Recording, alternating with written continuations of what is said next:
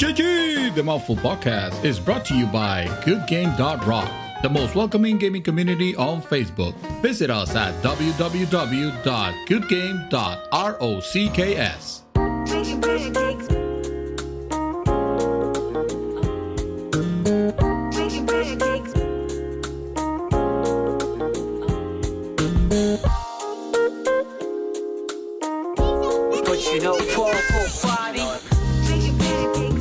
Welcome back, guys. This is Arnaldo, aka Mad Dog, and this is The Real, episode 264 of GG's Mouthful Podcast. Oh, what is it that we're doing again? Oh, what is it? Oh, we started? Okay. GG!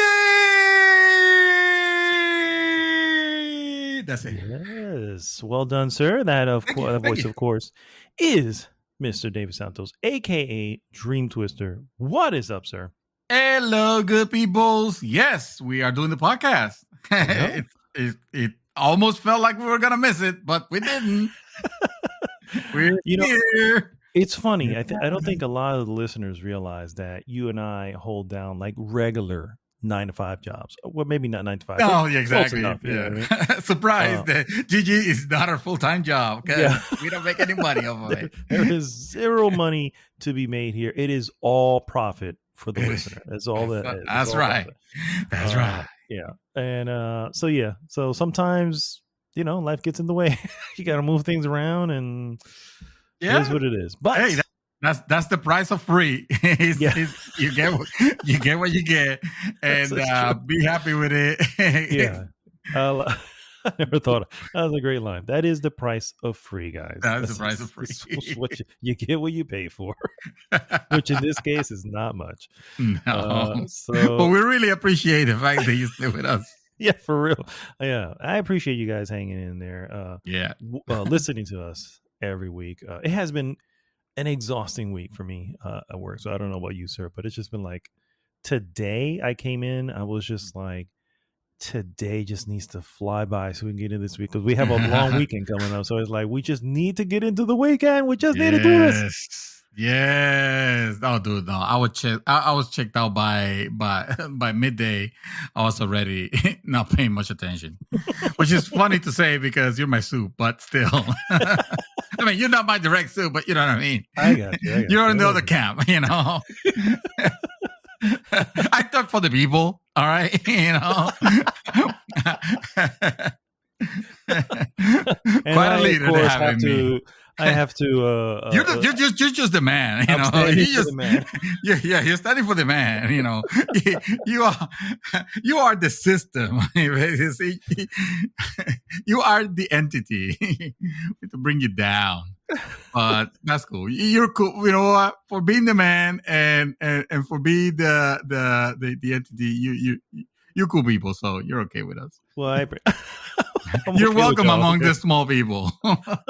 Well, thank you. Thank you for having me here. As I know how you fucking hate that. Freaking tool of the man.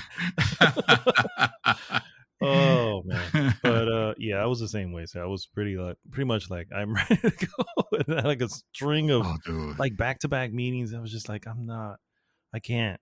That's exhausting.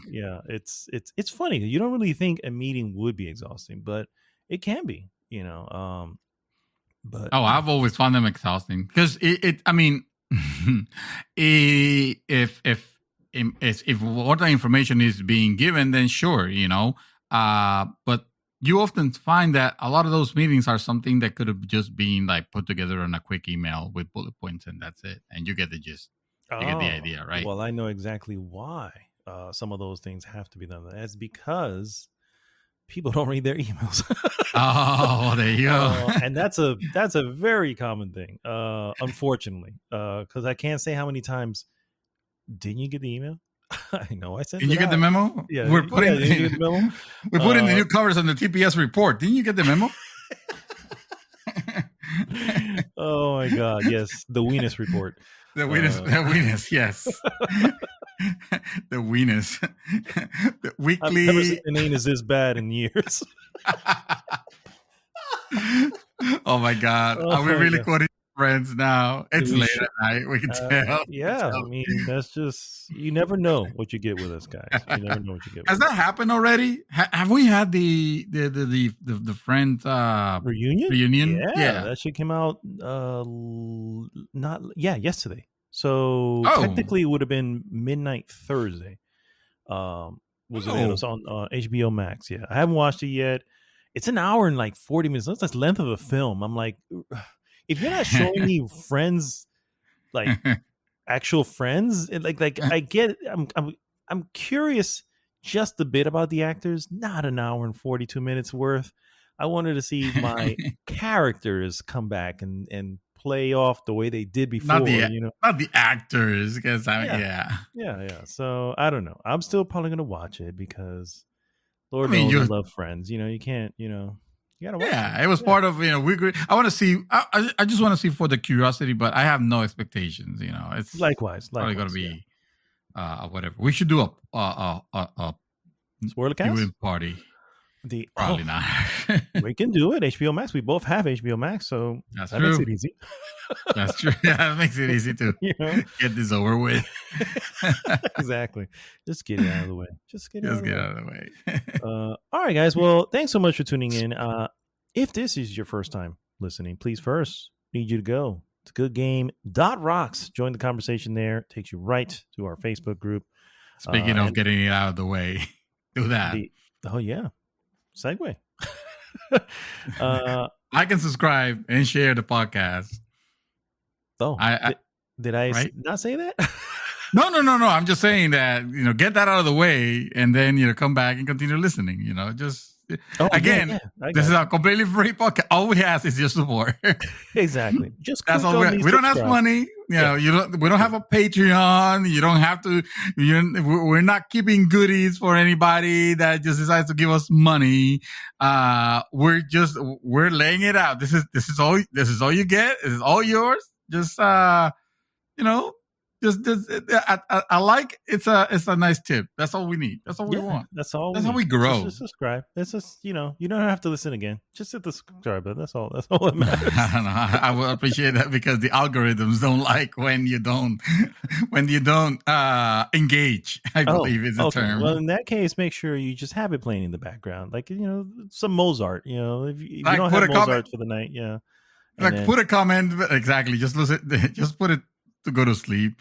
Do like every YouTuber. They're like, I'm interested in what you have to say. Put a comment below so that it'll boost our engagement. I mean, so that I can read it. It's like, no, you're not. You just want to boost your engagement. You don't care about what do I think about your review of whatever game, Yeah, exactly. Precisely. Yeah. So we tell you honestly, just go ahead and subscribe. Just do it. Yeah, you enjoy it. What we normally do during these podcasts, guys, is first we go into what we have been up to, move on into various news items, and then we finish with our hot topic of the week. This week's hot topic. E3 2021 preview. E3! Oh my God. It's actually happening this year. I cannot believe it. It's happening. And it's virtual. Some extent. It's virtual. I'm okay with it because guess what? All of our E3s have been virtual. So pretty much. There you go. This is a 4-day event. We will, let me see. It starts on June. Oh, I should probably have a fucking calendar up here. Let's see. June. It starts on the Saturday. Technically, first off, I think it started already with some showcases that we'll get into later on in the show. Yep, they're pre. Yeah, but the official thing starts on Saturday the 12th and runs through the 15th, which is the Tuesday, which I have Monday and Tuesday off for that reason. We're looking forward to it. So later on in the show, we'll talk about, expectations, what we know is going to come, maybe some predictions. Who knows? And of course, we're always wrong with our predictions. Actually, I think the normal thing is for, Mr. Dream Twister here to pick one of his picks for predictions would be like the safest pick. Then it happens. And then he wins because we're always like going off the wall. I don't. Is that what I do for real? I don't even remember what my. No, I feel like that's your strategy, sir. I try to go. Like common sense out there. I don't do like crazy shit. Like, because remember, didn't I tell you that who was gonna be? Didn't I say that Microsoft was gonna buy Konami or something like that? I mean, kind of close. they ended up buying Bethesda of all people, but that's just because Konami's too stubborn. Like, no, we want our games. We're not gonna make anything with them, but we want them anyway. No, Konami is more like, no, nobody's gonna make our games. Our games die here. Pachinko. Yeah. They die in this pachinko machine. That's going to make us billions of dollars. Yeah.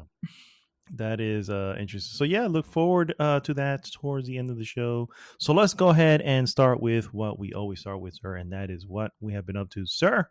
Yes, sir. What have you been doing? What have I been doing? Well, not much has come out. Not much has been new. I already spoke in last podcast how I finished Ghost of Tsushima and my thoughts on that. So Tsushimi, yeah, it was not acceptable. It was all right, I think I don't remember what I gave it. Probably like a 3 or something. Yeah, 3.5. Yeah, well deserved. Yes. So I need to take a break because I don't want to jump into another open world game, and I need to play something that was completely different, right? So anyway, I'm playing Assassin's Creed Valhalla again. Oh my god, that's right. That's another one you left half done. So it makes sense. Okay.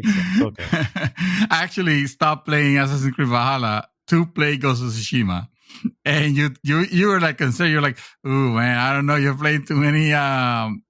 Because I have played before Assassin's Creed Valhalla. I have just finished Assassin's Creed Odyssey. Mm-hmm. So that was like a lot of open world, a lot of those type of games. And after putting like close to 70 hours in or more like 80, I think I checked my clock. It was like 80 hours on Assassin's Creed Valhalla, which I did not even realize that I put that many hours. I put it aside because I wanted to play Ghost of Tsushima, and I played it, and it was all right.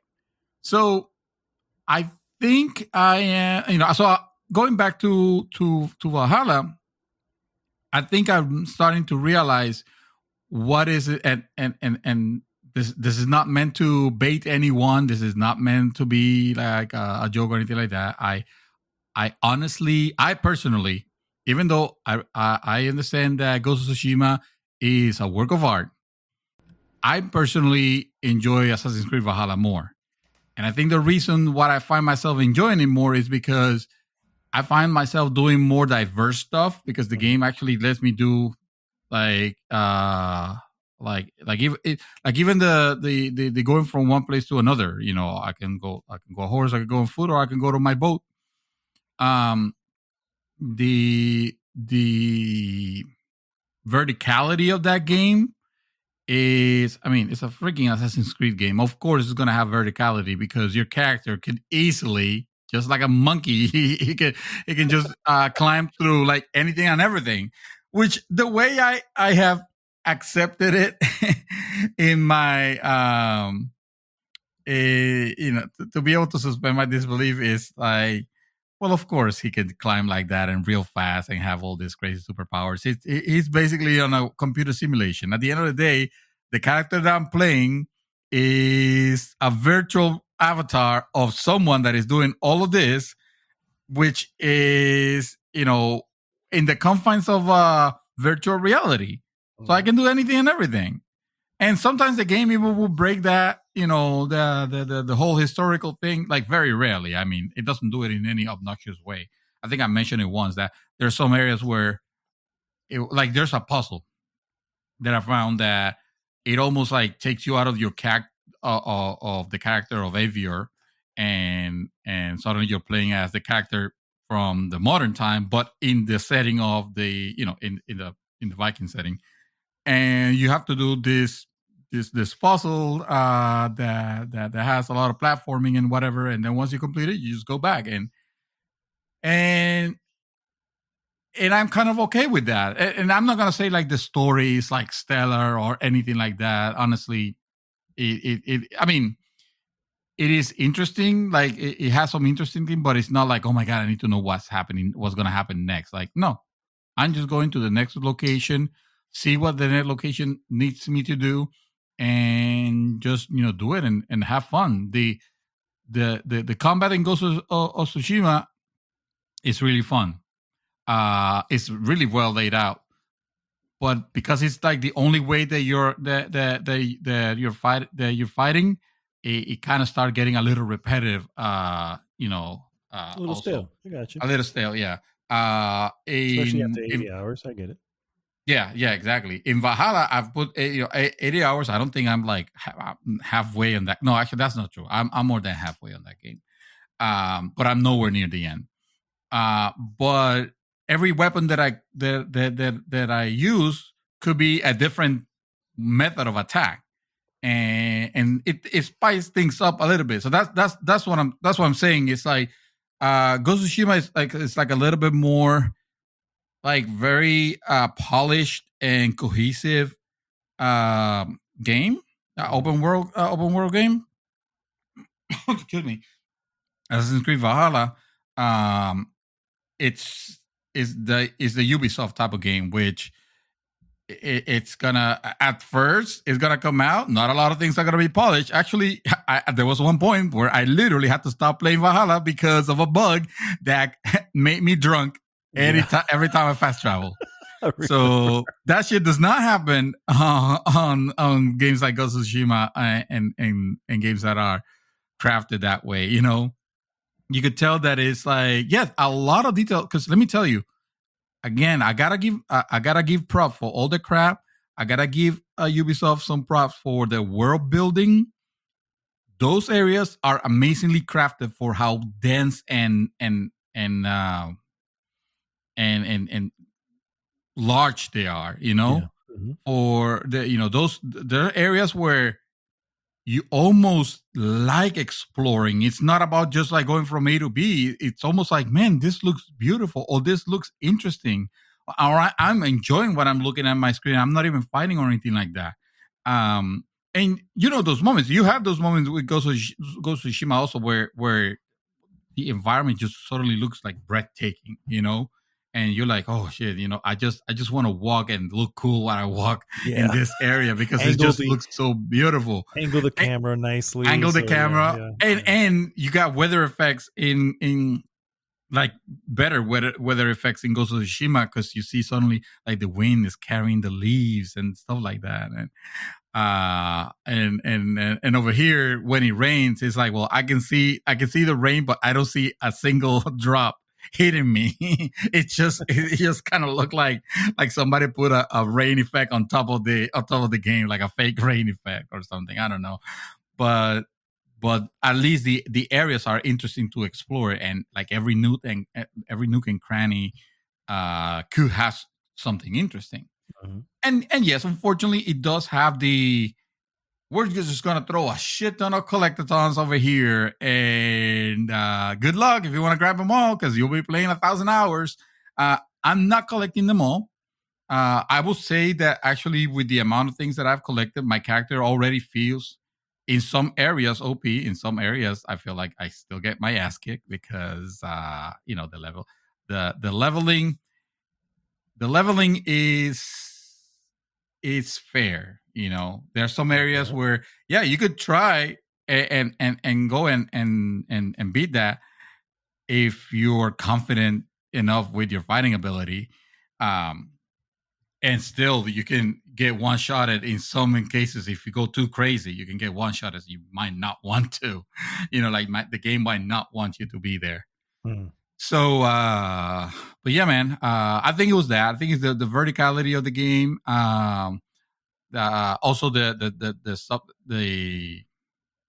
subject has been a recent interest of mine ever since God of War. Yeah. Ever since God of War, and then Marvel store and Okay. and like that kind of stuff. It have kind of been my interest on it, to be honest with you. So yes, I'm glad I picked it up. It felt natural. It felt like a good friend that was waiting for me, and it felt just like Odyssey. I remember with Odyssey, I would stop playing for like months, and then I'll just pick up playing it again, and it felt natural. I just need to like remember like what button was what. Try not to collect bamboo things from the floor because this game doesn't have bamboo in the area. That should make it easy not to pick them up. I'm just saying. Well, it kind of reminds you whenever you see like a bush or something, like, oh, let me pick that up. Oh, wait, that's right. I don't have to pick anything up here. Although there's some that you do, but not that particular one. Same as the the foxes, the red foxes that appear on Ghost of Tsushima from the shrines. Yeah. Well, and you know that they make a particular yelp, right? And it kind of call your attention, and then you follow them. Kind of know that you're near one, yeah. That you're near one, exactly. So Valhalla has those foxes, and they do the exact same yelp. Are you serious? And now the question is, who did it first? Was it? It was. No, but it doesn't. They don't do anything. They're just part of the scenery. They're just there. Like I stopped like an idiot on one of them, and I was like, "Oh wait, that's right. You're not gonna leave me anywhere, are you?" Just gonna sit there and make noise. Okay. You just said exactly. So I just ran over with my horse. The horse riding in Ghost of Tsushima felt better. I'll give you that. For as far as horse riding in video games go, which I don't tend to like them a lot. I felt like my horse felt more realistic, if that's a thing. Yeah, Ghost of Tsushima. You think that horse is real? You should see the shitting horse from. From oh my god, I can't think of the name now. Well, oh my god, Witcher? No, the one who shit and the Metal Gear Solid 5? No, because Metal Gear Solid 5, you had your horse D, mind you. I think that was his name, and there was a command that was literally the word "do it." And the horse will shit on the floor, and then when enemies will come after you, they will just slip on the shit and fall. And that was like Red Dead. Red Dead. Oh, you know what I'm talking about? The perfectly crafted horse balls that expand and shrink. No, thank you. Cold air, and it also drops shit for the record. They drop shit. Yeah, okay. On command. No, not. Oh, you see, that's one thing that's hello realism. You can't make them go on command. You know what I'm saying? I'm just saying. It's Metal Gear Solid 5. When has that game ever been about realism? Remember, the lady breathed through her skin. As we all do. I say that all the time. I'm like, we all breathe through our skin. What the hell does that mean? Well, that was the only way that she breathed. So that's why she had to dress skimpy. Do you have to dress skimpy to? I mean, we all breathe through our skin, so I think we do. I'm just saying. Time to get a tattered leotard and get out there onto the fields. Yeah, you were a big defendant of Quiet, because what a great name for a female character, Quiet. Oh my god, that will not roll in this day and age now. And that game came out like 3 or 4 years ago. Yeah, doesn't get old. Anyway, exactly. The world changed 3 or 4 years ago. Anyway, so that's Valhalla. You guys already know Valhalla. I would highly encourage those who are curious to pick him up on a sale. $30 for that game is phenomenal. I'm telling you, I have probably 83 hours on it, right now, and I'm still as happy as can be with that game. I'm very, very pleased. The other game that this one I was just dabbling in, I'm not really like playing it hardcore or anything, even though it's a very hardcore game, it is Ghosts and Goblins Resurrection. I went back to it. Yeah. I own that on the Switch, and I bought it knowing full well that, yes, I like Ghosts and Goblins. I've always liked that series. No, there's no chance in 7 hells that I'm going to beat this unless I put it in Super Mega Baby mode, and Super Mega Baby mode will probably still kick my ass because I'm just not that type of player, unfortunately. And by that type of player, I mean skilled.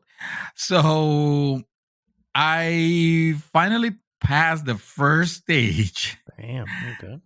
After 69 deaths, and it counts down. So it was 69 times I died. That game's tough, man. Yeah. That game's tough. Like it, yeah. I knew I still like it. I still like it a whole lot. You know what it is? And I might have mentioned this before. Ghosts and Goblins, the original Ghosts and Goblins was the first time that I saw a game that I was like super, super interested on what's going to be the next part. Because every stage looks so wildly different and presented so many like crazy surprises that it was more about that awe of watching the different areas. You know, you get to the ice cave, you're like, oh my God, you know, you must be like a super player, or you must have spent like $200 on quarters. You get to those different areas in the game, and you like you. I love what I saw on arcades. Back in the day, arcade games, for the most part, were not like that. You know, yes, they will have stages, but they're usually like repetitive, very similar stages. Mm-hmm. You know, so to see a progression like that was kind of, was amazing. It was great. Capcom hit it out of the park with that, with that game, and there's something about that gameplay that I've always enjoyed. I've always bought them when, with the Super Nintendo, when I had the Super Nintendo, Goose and Goals, and whenever I had the chance, I always buy them, knowing fully well that not even with a limited continues like this one has, I'm going to beat this game because I'm not going to have the patience. There's a lot of, and this game does some things to help you out. It actually, I will argue, it does a lot of things to help you out. It's almost like it's trying to appeal to a broader audience. What a concept! Yeah, but I haven't succumbed to it. It tells you like, well, you can restart from your checkpoint, or restart from your checkpoint on a lower difficulty, or try the whole thing again from the beginning. Now, I'm not crazy. I'm not going to start it again from the very beginning. I do the checkpoint, but I refrain for going any lower than I already, because I don't think I'm playing at the normal level, because I'm noticing that I get hit twice before my character dies. Yeah. Oh no, three times actually. Sorry, no, but yeah, normal will be twice. Yeah. You get one time, you lose your armor. That you get hit the second time, you lose, your skin, literally. Mm-hmm. On this one, you get hit once, I lose my shirt. I get hit again. I lose my pants armor, and then I get hit one more time, and that's when I lose my skin.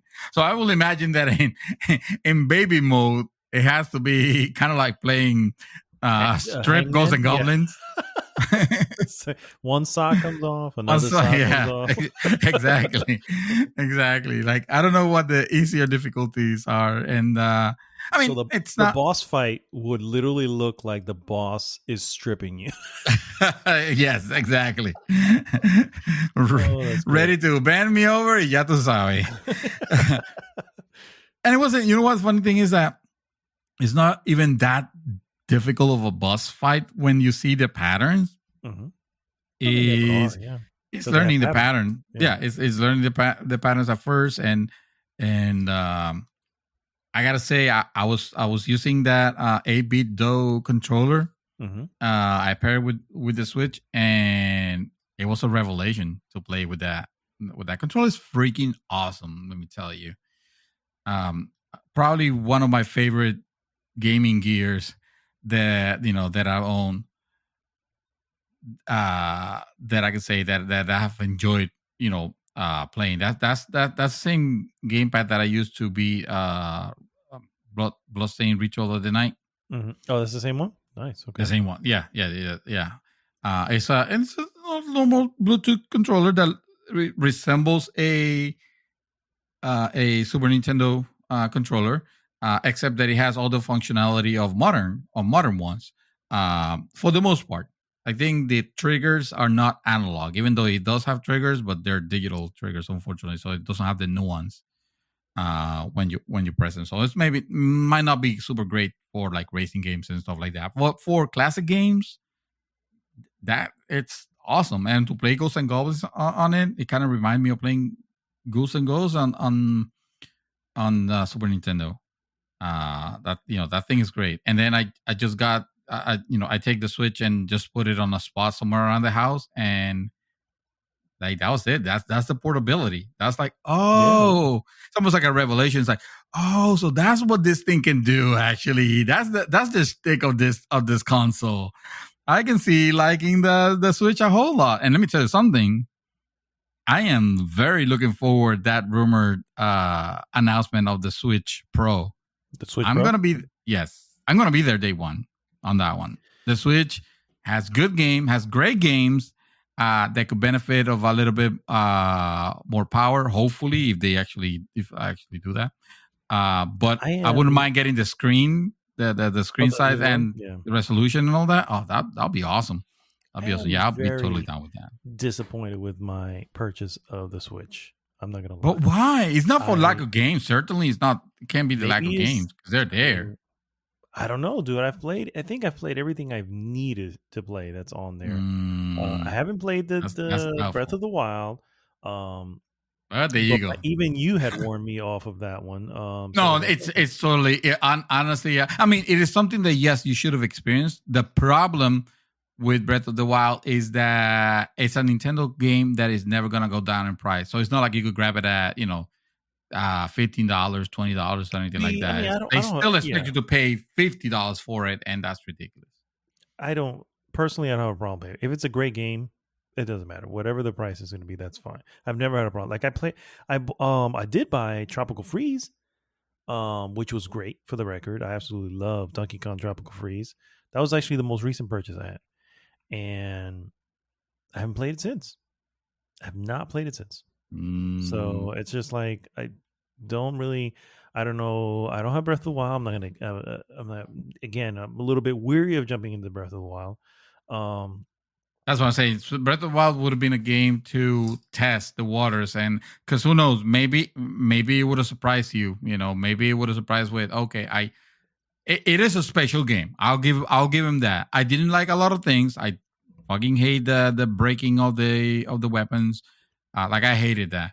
But once you supersede that, you find that there is an enjoyable game to play, to have here. I can see the appeal. I didn't finish it, so at some point, and I don't go back, not because I hate it or anything like that, but just because I don't want to start over, and it must feel daunting to go back to start in the middle. No, I know what you mean. Yeah. That's really But it still has someone. It still have games that I was. The main, and this is a shameful part. The main reason I'm even just like I haven't traded it in or done anything with it is because I want Metroid 4. I want Metroid 4. Oh, that's happening, yeah. You know what I mean? And it's just like they Action showed Verge the 2 also is happening. Yeah, but that's going to eventually come to everything. You know what I mean? It's not locked away on. You don't have to wait. But it's not like I don't have things to play. You know what I'm saying? I have plenty to play in the meantime. That's fine. Yes. But I get you. If I want to jump on it, I can jump on it. Super Mario Maker 2, you're not going to play it anywhere and everywhere. And that is a great game. I know you, and I know you would have enjoyed it. Don't give me that. What are you talking about? I own Super Mario Maker. Oh, yeah? Then you played it. Shit, you did actually play a lot of the Yeah, and I also played the Mario game. I can't remember what it is. Odyssey. Odyssey. You like Odyssey? I love Odyssey. It was great. Don't get me wrong. These games are awesome. Great. You know what I mean? But at the same time, it's like, okay, well, now there's just this dry spell, right? Because I'm not into Animal Crossing, and I'm realizing I'm monopolizing your time here, and I apologize. No. I honestly, I have that too. I have nothing else. It's just it doesn't seem to be much, so I haven't had a need to. Sure, there's some indies because they do have Nintendo or Nindies or whatever the fuck they call them. You know, they have a bunch of those, and those are great. And there's a few that I know are coming to it where I'm like, they're gonna come to PlayStation also. Do I want to play it on the Switch or do I want to play it on my PlayStation 5? That'll probably, you know, immediately load when I need it to fucking load. You know, so. I don't know. That's just kind of where I'm at with it. And now that they're releasing a Pro, I'm just like even more bummed because I'm like, so basically Metroid Prime 4 will probably run better on this system that I'm not going to fucking get because I barely use this one. You know what I mean? So why would I make the leap? So I'm just a little bit bummed with my investment is all I'm trying to say. But I mean, don't be, because again, you had the experience. You have some great gaming experiences that I would say, even if you live with those, it's almost worth your while. You play Super Mario Maker 2. You played Super Mario Odyssey, which was a game that I wanted you to play badly, and it's a celebration of that series, and you enjoyed your time with it. I did. And yeah, I see what you're saying. Like, you're probably not gonna play a Zelda. There's what was the other Zelda that was Zelda there? Games. But the problem is that you didn't play not Breath of the Wild, but the other one that came out. The one with the bird or whatever. No. Skyward Sword. I didn't play. No, not that one. Link's Awakening. I did. I own that. Link's Awakening also. Yeah. I played that one. Yeah. Man. Yeah. Jeez, I haven't played that. So you're complaining about this spending money. You have played some kick-ass games. Next thing, do you own Super Smash Brothers Ultimate? I do not. But that's a competitive game, and I need to be. Into competing in, and it just like I hung up my gloves, my fighting gloves, and gaming years ago. You know, because I know what it takes. It takes. I mean, hello, look at Dark. It takes, it takes some dedication, especially nowadays. You look at Dark playing, you'll be upset. You'll be like, okay, no, forget it. Yeah. I'm never gonna get as good as that guy. It just drains you. I don't have the time to. And God bless him. He has the time. You know what I mean? Is what it is. He has the time to be able to dedicate to it. Yeah. But anyway, go ahead, sir. Move on with your. I was just saying that I just wanted to interject and say I'm a little disappointed with my investment. Obviously I'm not going to get rid of it. I still want my Metroid. Don't be. You play some good. You play some good games, and I know when Actionverse gets announced, you're not gonna fucking Actionverse 2 gets not announced, but when it gets released, you're not going to wait for the PS whatever version because that game's probably gonna be. I mean, you're probably right. I'm not gonna lie. You're probably right, but still. That and Metroid Prime. Yeah. There you go. Yeah, those are my two that I'm waiting for. And then there you go. And then I played Flight Simulator while I waited for you. I was just, trying to remember if I still had it. Take off from Sanford Airport to go around Orlando, downtown Orlando, go around what's the airport? International Airport, and then go back and land at Sanford Airport again. And I didn't crash. So that's my report. Victories. I can officially fly a Cessna with a gamepad. With a gamepad only, yeah. No, I have the hotels, but I didn't want to set it up. I was like, you know what? I haven't fired this up. While I wait for this fool, let me just fire it up and see what's new because I've heard some things are new. But of course, it's a game where literally the entire planet. So if you gotta know what's new to go there to see it and experience it, And I enjoy more, honestly. I enjoy more taking off from like the local airport here just to like see the areas that I recognize. Like, oh shit, that's the Home Depot. Look at that. Oh my god. Oh look, that's the place I work. Oh look, that's Mad Dog's house. I enjoy that more than flying through the vistas, the I don't know, the canyon, what's it called, the canyons, the red canyons, the Grand Canyon, the Grand Canyon, the red canyon, or flying to Tokyo or stuff like that. Every now and then I might put, like, I had a lot of fun one time just flying over the coast of Australia, listening to Men at Work, and just having a blast. It was like I was there. Yes, in the Australian coast.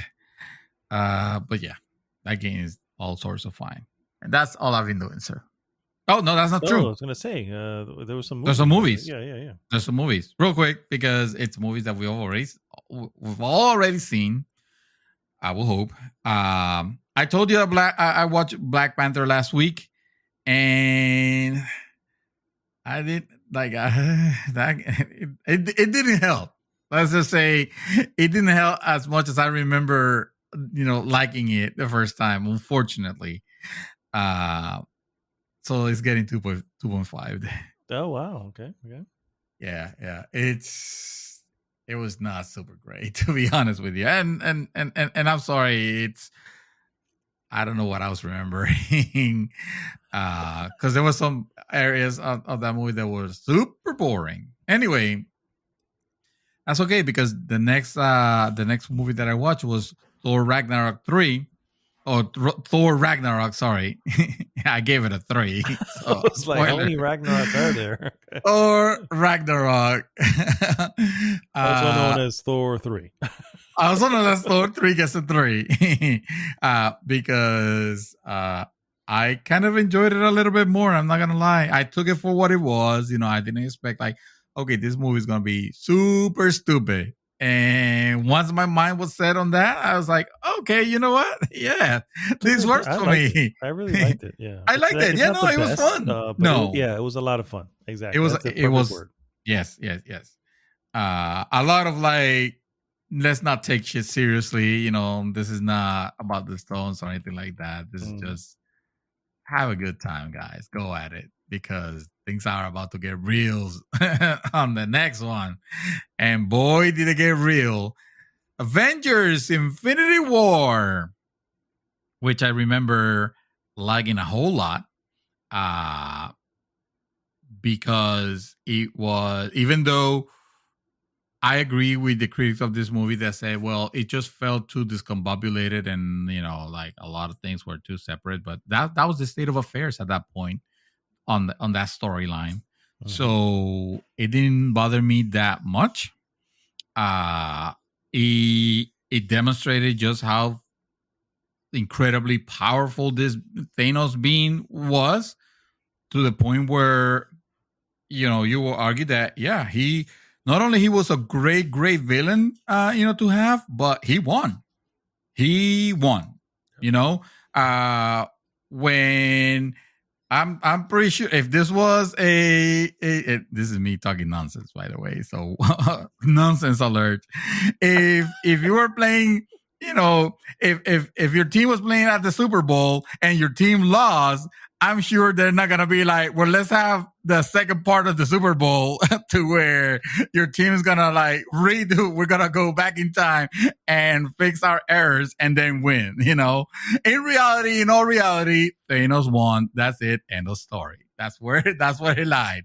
And, that was Infinity War. Spoiler alert for anybody that have not seen, this movie or any of these movies. Who didn't win, though, who lost extraordinarily, was poor Ant-Man. Because fuck that movie, Ant-Man and the Wasp. Terrible. Like, why I don't hate Paul Rudd. I actually like him a lot as an actor, and I don't know. I just feel like even though in the comics he's like supposed to be like, and I don't know anything about comics. I'm just talking from what you've told me. He is, he's an integral member of the Avengers, and he was a founding member of the Avengers. Yeah, there you go. So he's an important character, but I feel like Marvel never gave Marvel Studios, like I don't feel like he ever gave it the respect that it deserved. It kind of treated it like, oh, this is gonna be our jokey movie, and that's fine because you need one of those on all of this, So that's okay. But I mean, we already had a funny movie that worked, Guardians of the Galaxy, the first one, not the second one, and Thor Ragnarok. It's like it made Ant-Man kind of unnecessary and a little bit budget constrained, I would say, to put it nice. Yeah, I could say that. Yeah, it didn't feel like again, it doesn't seem like it was a character that they were just putting all the best on it. Like they knew that it didn't matter, right? Because everybody was into the Marvel, movies and into the Infinity Saga and like into that, like every Marvel movie that will come out, it will be like an instant hit. It didn't matter. It didn't matter if it was Ant-Man and the Wasp. No, I would argue that. I mean, you can argue that they were hits. Yes, they were hits. Right. Critically, I would say they kind of follow more or less the pattern that most people look at and go, well, Guardian of the Galaxy 2 is inferior to Guardian of the Galaxy 1. Mm-hmm. That's not a unknown thing. Ant-Man and the Wasp was inferior to Ant-Man. And also, Guardian of the Galaxy 2, I think, is the one where you can go, well, where the hell is the connection? Why do we even need this movie? You know what I'm saying? And you had a lot of that going on. So critically, I think it followed the right pattern. Or I should say, you are following that same pattern. But commercially, you're right. They were all successful. They weren't all $1 billion ones, though. Ant-Man and the Wasp, I don't think was a $1 billion film. Infinity War was. Yeah. And fucking Endgame was a $2 billion one. You know what I mean? But no, I don't think Ant-Man and the Wasp made the same money. But they were still successful. Yeah. Yeah, exactly. So they knew they didn't have to spend a lot of money on it to get a lot of return on investment on it. And they had it in droves because it was put like right at the moment, where you're gonna, like, correct me if I'm wrong, but this movie is literally in between Infinity War and Endgame, right? And Captain Marvel also, I think. It was like right there. Captain Marvel was in the 80s. No. I mean, like in the when they were released, when they were really released, not in the chronological aspect that I'm reading. Ant-Man came out after Infinity War. It was the next film after Infinity War. Yeah, that's right. Yeah, that's right. So people were already hyped. It's what I'm saying. True. But I mean, but not everybody that saw Infinity War went to see Ant-Man. I get that. Yeah. That, and those who did, you go in with the right expectation, guys. You know what I'm saying? You just saw Infinity War. You're not getting Infinity War. No, you're not getting Infinity War from. Yeah. No, not with these actors and the script. Anyway, it still was an important movie to watch because it sets the main MacGuffin that was gonna like resolve the issue, created the corner that Infinity War painted the writers into, which was Thanos fucking won. Now what? How do we undo this? Yeah, I would argue against that. I would say quantum mechanics and quantum theory was being brought up a while beforehand, and I think that what's his name? The guy who runs fucking Marvel. Who knows? You know who I'm talking about. But the point is, I think the guy who Feige. Yeah. I mean Feige. He was, he had he had the timeline and everything kind of planted as to what needed to be done. You know what I mean? And so I would give a little more credit to say, yeah, it wasn't that they painted themselves into the corner as so much as saying, hey, this is kind of what we want to do, but we got to have a good way of getting out of it. Oh, for sure. Yeah, okay. For sure. When I say they painted themselves into the corner, I don't mean like, oh shit, they didn't have a plan on what to do next, so now they have to like write it. You know, it's saying like, I'm saying is they won the super high stake, the most incredible, I'd say the crazy, the unbelievable thing, the unbelievable moment.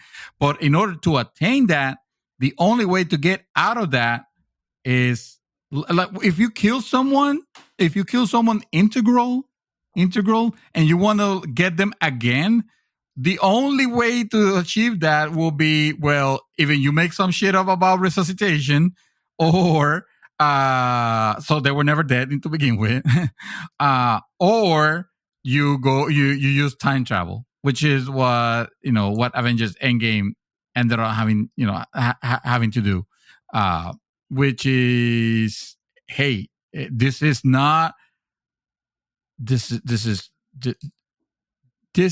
the only way. Like literally, this is the only. It's like this. Doctor Strange says, "This is the only way." There's one way. Yeah. And he said it. Yeah, he said it. He was looking at all the things like. So the timeline we need to get here, hopefully, is the one where spoilers is the one where the brilliant Stark figures out time travel via quantum, whatever. Yes. And so that's the only way. And out of 14 million, I remember 14 million possibilities. He was like, "That's the only way." Yeah.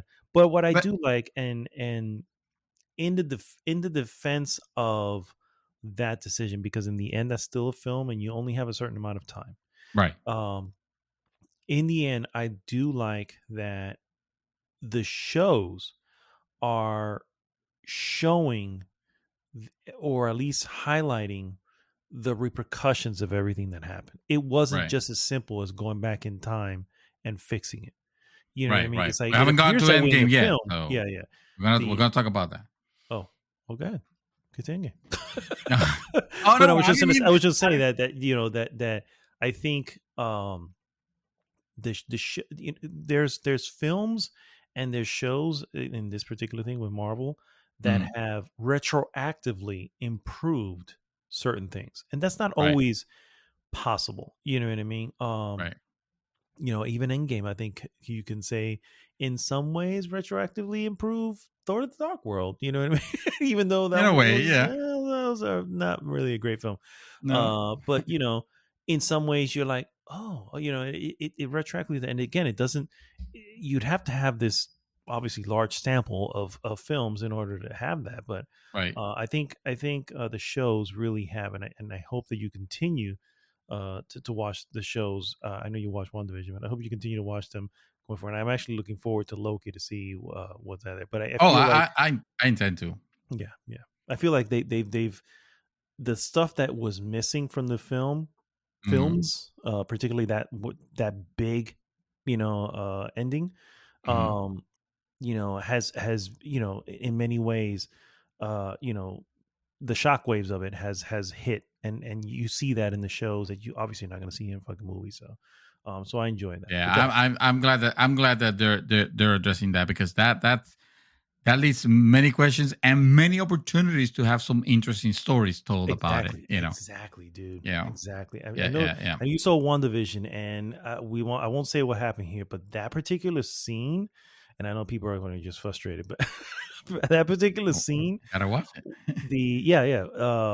When things are being undone, it's just like it came to my head like, yeah, I guess, it's like, I guess that would be how you would undo it, and that would be pretty mass hysteria. You know what I mean?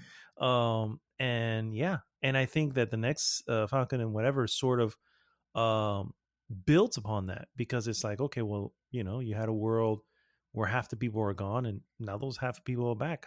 What do you handle? How do you deal with that after 5 long years disaster you have to deal with? So those are the little things where, again, a 2.5 hour film can't dive into because that's not what the film is about. But at the same time, it's there, it's being addressed. And in many ways, the show's kind of, in some ways, the show kind of retroactively goes, hey, that was much more impactful. While it appeared simple in a 2.5 hour film, oh, hey, he figured out time travel. Mm-hmm. The repercussions of that literally. Literally, he figured it out very easily. So Ant-Man and the Wasp. Oh, sorry. No, I keep derailing. A movie that some might argue it is not even a requirement, but I will argue, like I said, even though I do agree that the idea of quantum whatever was probably planned and maybe even mentioned, but in reality, like the movies that brought that brought the concept that drove it were the Ant-Man movies. Yeah. And especially this last one with, how time passes differently in the quantum realm and this and that. Now, it doesn't really explain, like, okay, so what does time passing differently has to do with exiting from the time, from it in a different area? Like, doesn't explain the time travel portion of it, but by that time, it's like, well, your head has been filled with so much technobabble that you just learn to accept it and move on, because otherwise you're just gonna get lost in the movie trying to nitpick something that is not worth nitpicking. So, but it doesn't matter. That movie is still a 1.5. So that movie is still awful. Actually, that's not fair. It's really mediocre. At 2.0, let's give it 2.0. An awful movie will be something unwatchable, and that's not Ant-Man and the Wasp. Keep in mind that this is putting it against each other, against each other's movie. The other MCU. Yeah. And we don't do 1.6, 1.7, 1. No, fuck all that shit. Yeah. So that's Ant-Man and the Wasp, and then of course Avengers Endgame. Which, by the way, I scored Infinity War of 1.5. A 1.5? A 4.5. Did I say 1.5? Okay, yeah. 4.5. No, I thought I just heard that. I was like, what? Did you say 1.5? 4.5, which is 4. really great. Okay. It's really great. Yeah. I'm going to award Avengers Endgame also a 4.5. Oh. I really, really liked it. The problem that I still, the problem what I had, like I mentioned already, is the time travel as the way to undo stuff. But again, watching it again made me realize that, well, what else could they have done? Really nothing. And they're not going to leave it at Thanos winning, obviously, for obvious reasons. They're not going to leave it at that. And because it wouldn't make sense. Yeah. Even though it would have been awesome, but it wouldn't make sense. It's not those type of movies, It's not meant to be like this tragic movies, So I think if that what they had to do with Infinity War was great, because that's where they give the moment, and that's where you realize, well, you know what? He demonstrated that he was more capable. But Avengers Endgame is kind of, well, now let's actually fix it, because we kind of have some plans for some shows for people that are dead, and we kind of need to revive them so that we can have characters for this series. And of course, we're going to look for the happy ending, for the tie in the bow altogether. Maybe a little too hard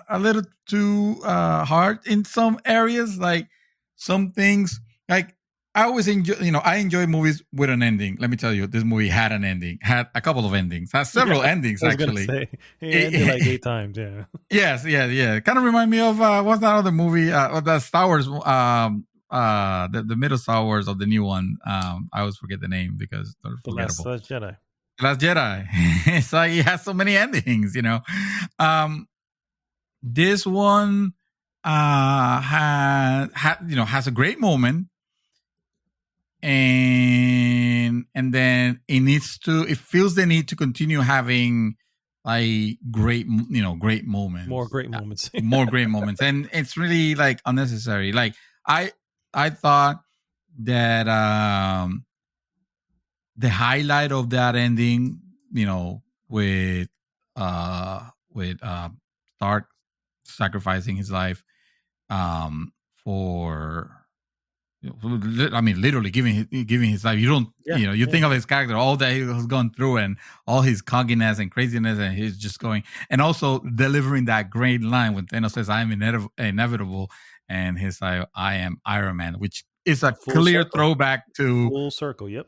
It's so beautiful. It's such an incredible moment that you can't.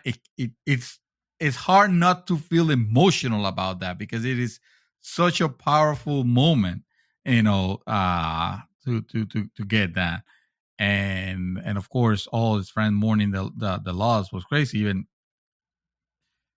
they just have to do this stupid nonsense about Captain America going back in time to reunite with Peggy. Like, what was that about? Why was that necessary? Why did that needed to steal the thunder of the already great moment that the movie had, with something that is kind of like a complete out of character, the most selfish act that he could have possibly committed, Oh my God. That's why he did it. That's literally the reason why. Because he's doing all right. So real quick, spoilers here, guys, for fucking. I mean, come on, we have been in spoilers a long time ago. So the beauty of the two is their character arc, and their character arc mirrors each other. The entire MCU up until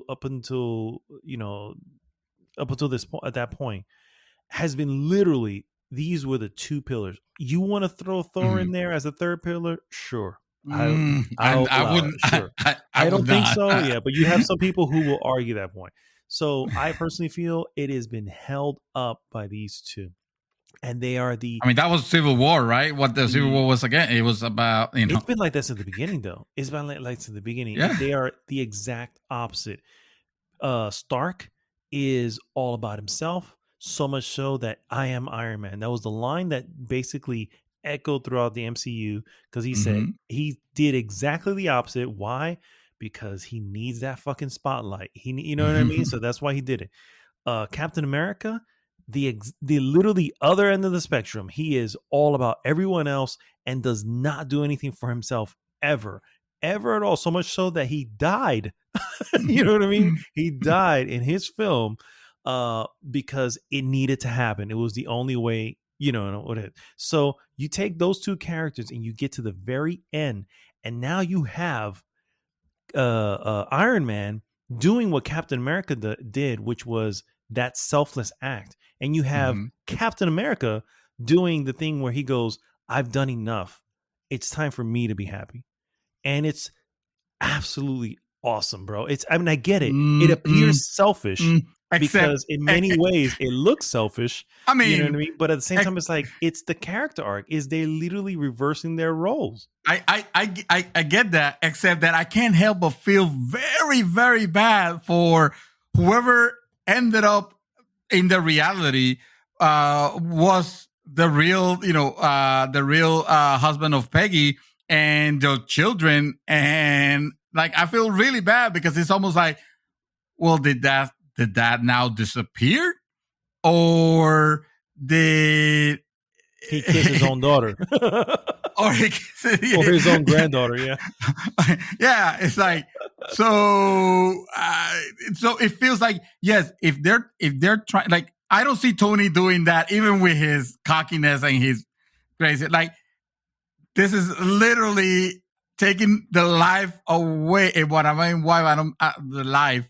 I don't mean like in the literal sense of killing, but taking away the future that one person had, changing it entirely, and nobody's gonna remember that.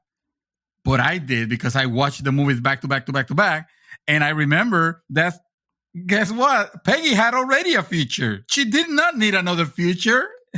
She lived a happy life. She passed away she had a happy life. Here's the thing that's gonna really blow your mind, and I hope you're ready for this, okay? Because this has been the ongoing theory for a while, and that is that that because Peggy, when we see her again in Civil War, she has dementia or Alzheimer's or something where her mind doesn't do whatever.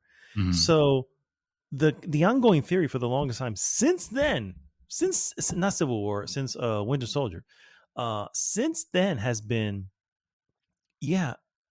well, I shouldn't say since then, since Endgame. Since Endgame has been, so what you're saying is, and this is what I thought as well, who she was married to this whole time was Steve Rogers. But we didn't know that because by the time we saw old Peggy, old Peggy was dementia, right? She did, she doesn't remember. She doesn't know what the hell's going on. That sounds like just trying to realizing the potential, like, holy shit, what have we done, and trying to cover it up with some. Don't get me wrong, it doesn't. It's not. It has not been. I don't think it holds water. Confirmed.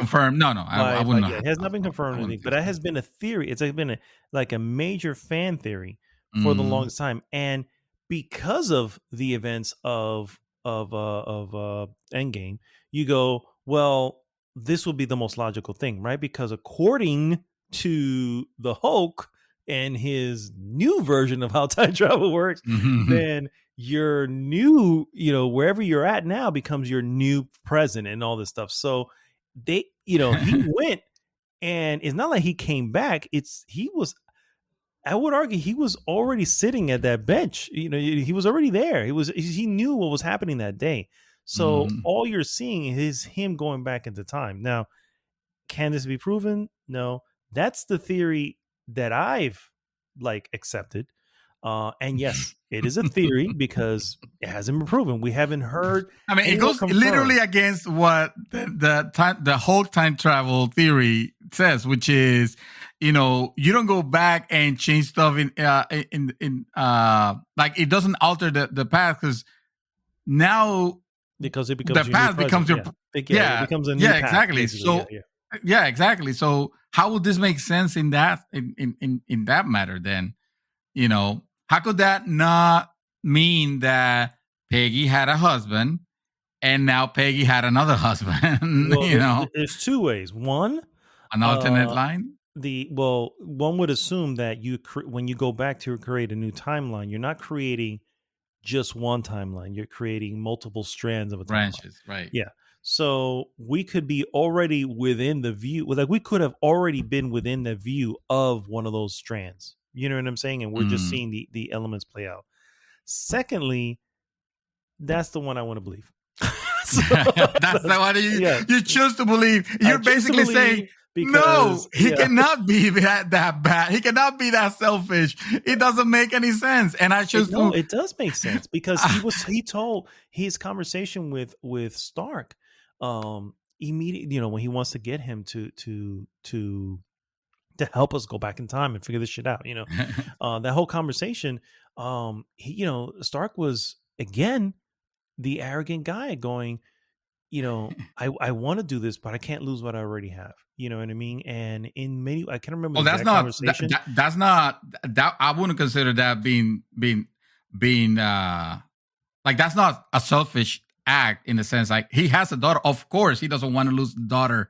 Well, that's the question. The question everybody brings up: the daughter, or half of all life. That's the question. That's the one that you have to answer. It's his daughter. He literally says, his daughter. That's bring everything back, but I can't change. I can't change what happened. I mean, that's not a question. That's he literally says it.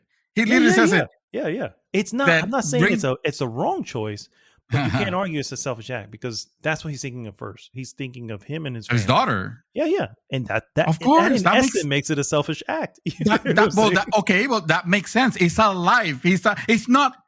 he's not going back in time to ruin someone else's life to take we don't his know place. that any life has been ruined. That's what I'm trying to say. Is that you just the way there was because there was there was a Peggy that was married. They had a family. You do see it because you see the movies. You kiss the granddaughter. I mean, that could be his granddaughter. You know what I'm saying? This is what I'm trying to say. He may not even know. Hey, if it worked for Luke and Leia, then it is what it is, right? No. What I was trying to say is the same way you can say,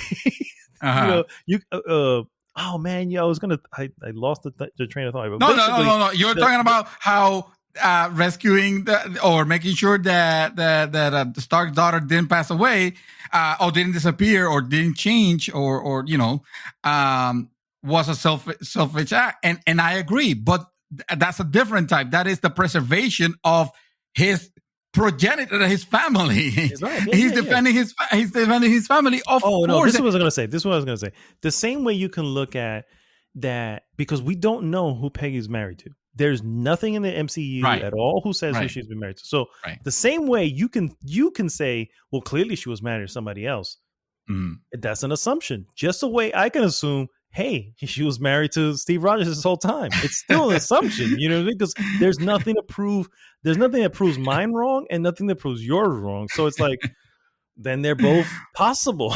Well, so yeah, but one of them is more cuckoo than the other. And hey, that happens. You know what I mean? He didn't know that was his granddaughter. I would assume he didn't sleep with her. Hopefully. Well, you know what? You're assuming that because you didn't see it in the movie. Yeah. It didn't look like they got together, for the record. But I hope that this discussion that we have right here helps you understand why having the element of time travel is one of the most bullshit ways that you can basically try to fix things, because there's no stakes. There are no stakes. There were never any stakes, because guess what? I can always redo them. It's unlimited continues, and actually it's a cheat code at that point. It's literally a cheat code. Pretty much, 99 lives. 99 lives, exactly. And a bitch ain't one. Well said, sir. Well said. That was my part. Okay. Now you talk. Right. So so what was Endgame? Oh, you said 4.5. Okay. 4.5. Yeah, it got 4.5. Good stuff. Right along. So you know what? It's right along Captain America: The Winter Soldier. And this still one of my favorites, man. I can't. I watch that shit. I will still hold in my heart that of all of the 4.5, Captain America: Winter Soldier is definitely my favorite. Followed by Infinity War. Followed by Endgame, because I can't say. I was expecting the other one. Age of Ultron. Age of Ultron is there. Age of Ultron is on the list. The only reason I bring in Endgame was because it is the movie that it. You said it, but when I rewatched it, I was reminded of it again. Because remember, I didn't see this movie. I haven't This is the second time that I rewatch Endgame. All right. So after rewatching it, what you said makes sense. Of, well, yeah, they have to do time travel and whatever. But the way that I forgot exactly what was it that they said, something along the lines of. It was a movie. It was almost like a celebration of each character, and I felt that. Oh yeah, I felt like it was like celebration of its history. It brought it. Mm-hmm. Yes, of its history. Exactly. You said that, and it definitely captures that to the point where even the saddest portion, at the end of the movie, with Iron Man's funeral, and you start seeing all those people there. All the way to even the kid that helped in on Iron Man 3, which I again had to be reminded, like, who the fuck is this person? Why is the camera panning so hard on him? And it's like, oh yeah, that's right. This is the kid from Iron Man 3, and that's awesome. that was special. I didn't care that much for the Steve Rogers like bring it together or. No, I get it. But it was still that in detract from. What I also love about it is that Steve Rogers was a man out of his time. You know what I mean? He's always been that. He's not of the time that we're in, which is what made him so different. He stood out in every film, and I'm sure you can remember so many of the things where it's like, Age of Ultron has an awesome one where, Captain doesn't like that kind of language, yeah, that, and it's like because of that, he is a man out of his time, and his trip back to get that dance that he wanted with her, to me it was one of the most romantic things of the entire series. But it also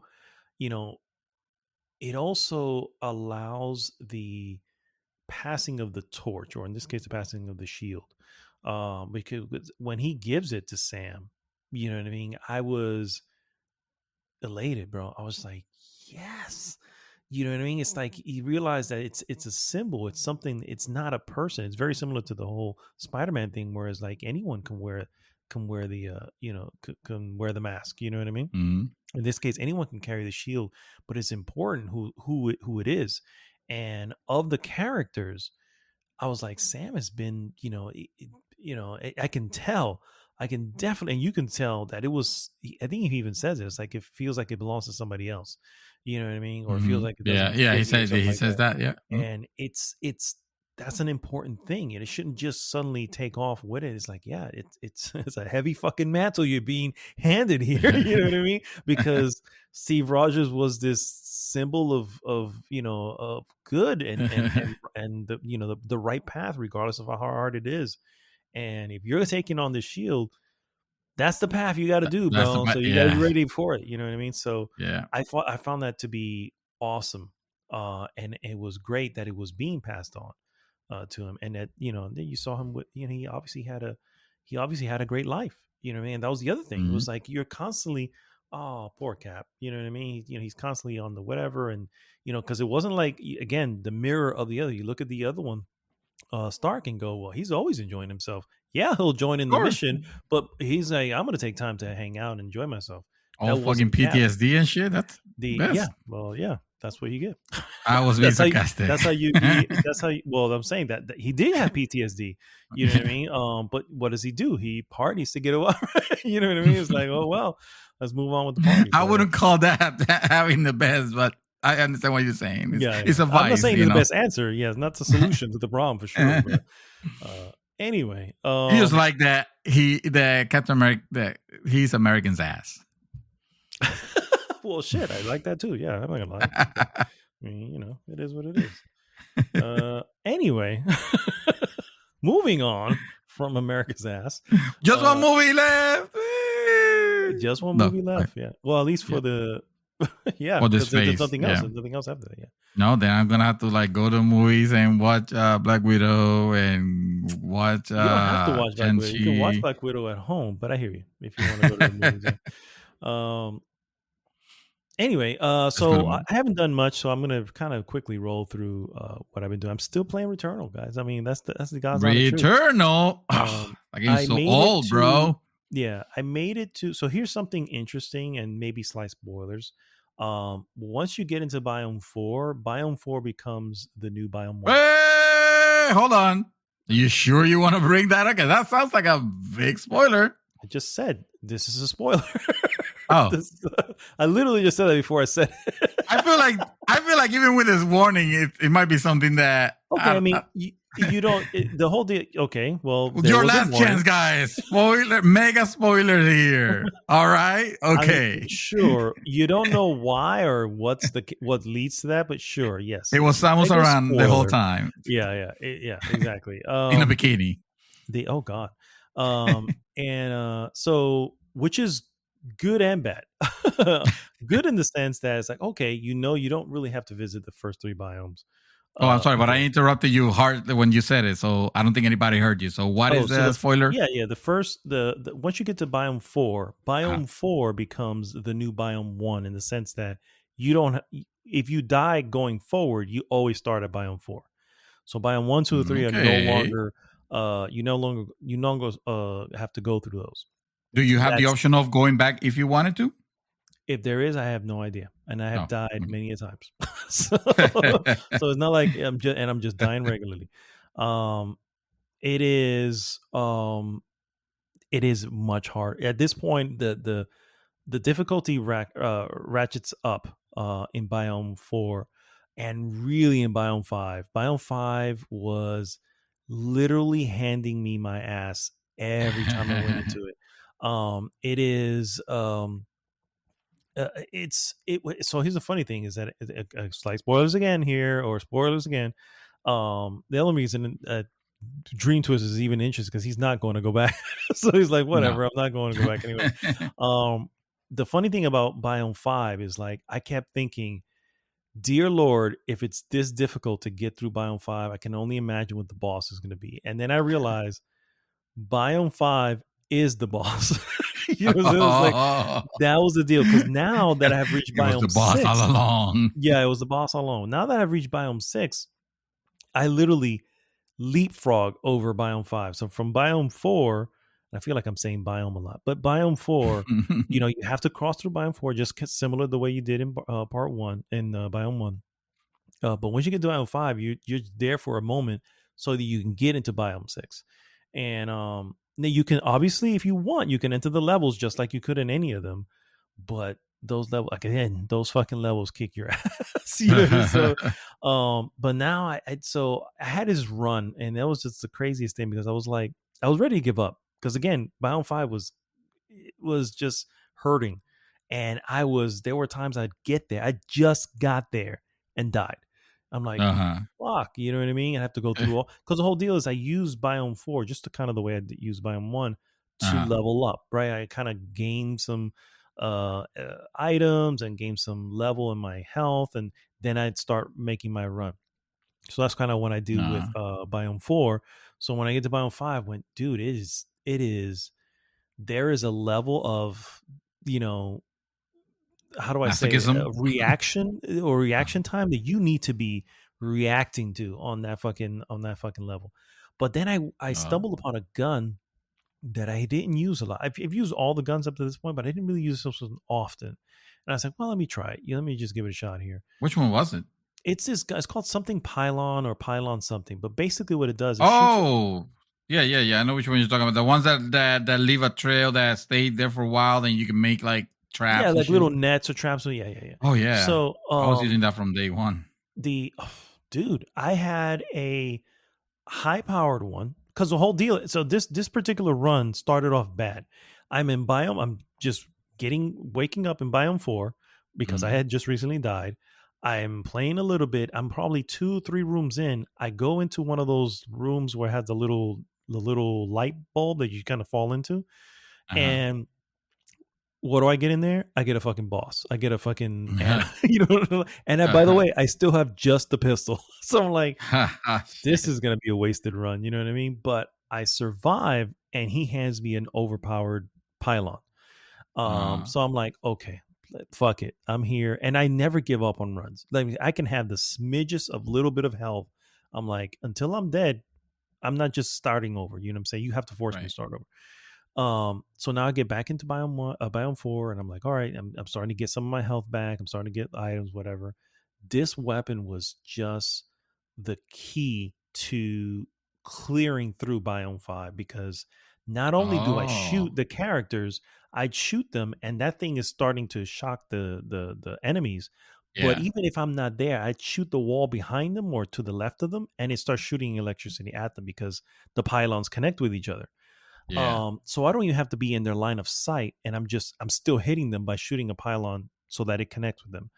And on top of that, it was overpowered. You know what I mean? And it's just like, not overpowered, but it was a few levels up.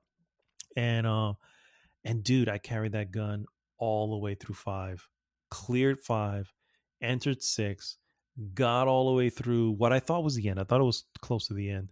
or I was close to it, but I thought it was at the end when I finally didn't make it. Biome 6, I thought Biome 5 was bad. Fucking Biome 6 is fucking the worst, bro. It's like it's just god awful, and I'm hanging on to it, going, I'm probably gonna give up here, but at the same time, I'm like, I said that with Biome 5, and like a random run, I just flew through it. You know what I mean? And each time that's happened, and I don't want to give up. I just don't want to give up. I'm not stopping, and I'm not bored, which is even worse.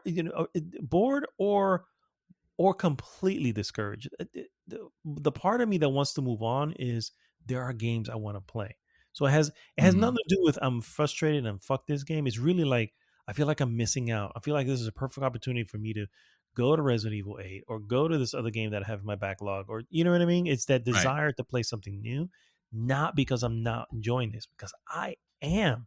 This has easily become one of my favorite games, dude. And then I don't know, bro. It's just really, really good. It's just really, really good. And to be fair, and I get it, I know a lot of people had some technical issues.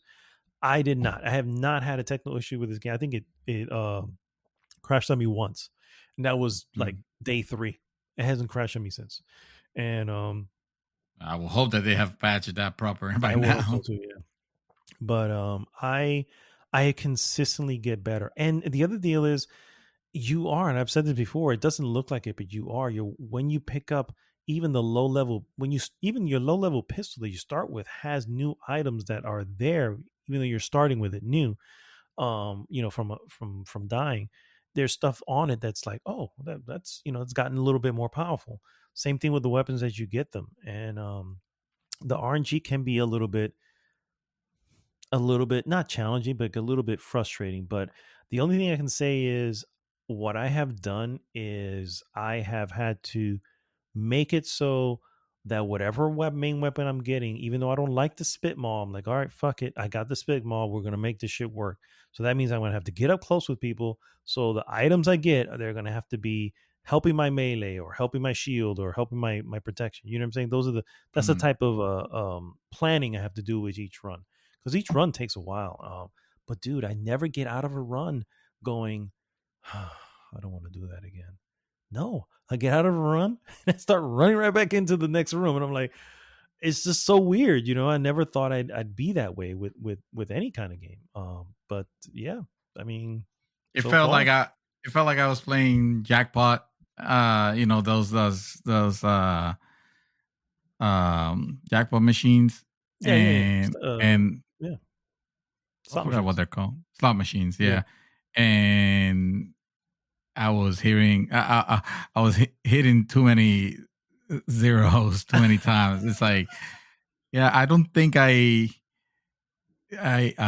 like this grind, that much. It's still a phenomenal game. Don't get me wrong. I'm not taking anything away from it, but you have to have the patience for it, and I typically don't for those type of games. I will try them just so I can say, hey, I played them. Like, I knew I went fully well when I bought it. When I spent the $70 on it, I knew fully well what I was getting into. It's like, this is I'm probably not gonna finish this, but I've always told you, I will still get it. I need, if I feel like I need to experience it, I will still get it, even if I don't think I'm gonna, even if I fucking play 3 hours out of it, that would be wasted money, but I still have the experience, at the very least, But you played more than 3, so it was no. Yeah, I give it a shot. I give it a shot. And when I say that I don't care to go back, I don't mean like, oh, I guess it's a terrible game. It means like, well, I don't have, my skill learning has disappeared by now. I will have to like literally start it probably to. It doesn't feel like it's the type of game that I can just like grab and it's. And continue, and pick up and continue. It's just it's work, and at that point, I don't want to feel like it's like I'm working. I don't want to grind.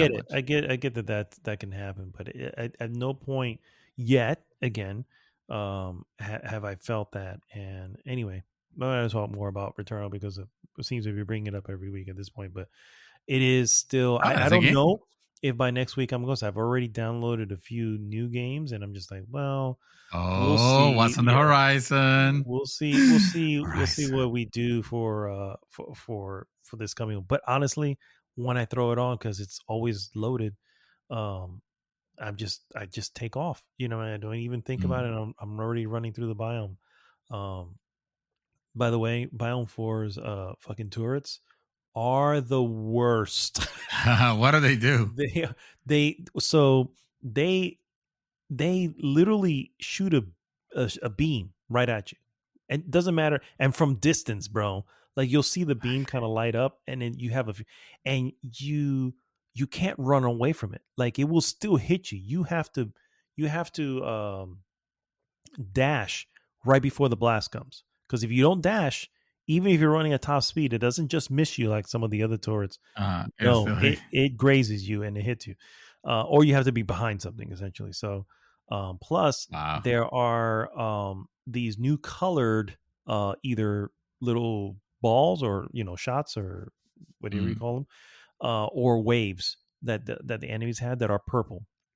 You can't dash through these. You dash through them, you get hit. So they're undashable. Wow. So you have to go around them. So yeah, it definitely. No, thank you. It definitely I'm good, ratcheted up the difficulty. But I'm actually pretty proud. Even if I don't go like I don't complete it, I just want to complete it. I want to feel like I completed it. You know what I mean? But even if for some reason I get to the point where I'm like, all right, I'm done. I gave it my best, and I'm good. I am so proud of the fact that I made it to the final biome. You know what I mean? And I just want to see the boss. I think that's what it's like. If I just see the boss, I'm like, okay, I was right there. You know what I mean? I was like, you know how I do. I was like, well, I was right there. Say, it was my choice. This is my ending. I died. That last death was the real one. So anyway. I've only watched one movie, but I do want to talk about it because I think it needs to be talked about, and that is, of course, Zack Snyder's Army of the Dead, which came out on Netflix. I have not watched that yet. Okay. This was okay. I mean, we had a trailer of the week. And this was looked amazing selection, and I picked Fast and Furious 9. Which in retrospect, like a crazy person, yeah. Which in retrospect may seem crazy, but now that I've seen Army of the Dead, I can definitely say I'm glad I picked fucking Fast 9. Oh, you don't. No, you don't. No, you don't. No. We're not gonna play that game. We're gonna move on. I mean, okay. I mean, we can move on, but yeah, this. I can understand. Say it was Mortal Kombat all over again. I get it and I believe it because at the end of the day, it's probably gonna be that. And I kind of knew, but I'm just gonna say Fast and Furious still Fast and Furious, and people really need to come to terms with one thing, and I don't think a lot of people are coming to terms with it. So I'm gonna just say it here, and I don't care if there's hate behind this, but Zack Snyder is a bad writer, and he really is. He and all the films that he has written, they're just not good. They're just really, and in some cases, just bad. Well, you can open up and tell us how you really feel. You don't have to. It's just what it is. Go over your words. It's because it's become this thing where Zack Snyder has reached to the point where I don't know if they forced it or if Warner Brothers said, "Hey, we'll make money because people want it." But at some point they were able to force a whole Snyder cut with the Justice League, right. Which in all honesty, yes, it is a better film than their first Justice League, but it's still not great. And you had 4 hours to get the shit right. You know what I mean? I'm just saying, that kind of says it all. This is another one where this is a 2.5 hour movie, and it does not. 2.5. Holy yes, shit! This is a 2.5 hour movie. It does not need to be. It's a zombie movie. It does not need to be 2.5 hours. You know what I mean? Nope. To be fair, actors were good with what they were given. Dave Bautista is actually pretty good. I got to give it to him. I feel like he if he doesn't do stupid movies, I feel like he can actually do a good film. You know what I mean? I thought this was a completely stupid movie, though. Yes, it's so the sad part is, and I think the most frustrating part is that the concept is genius. This is a zombie heist film. Think about that for a second. A zombie heist film. You're doing this heist because you're trying to get money. It's not a spoiler, it's in the damn trailer. But you have to go into an area that's infested with zombies. Mm-hmm. Genius, right? It's a heist film.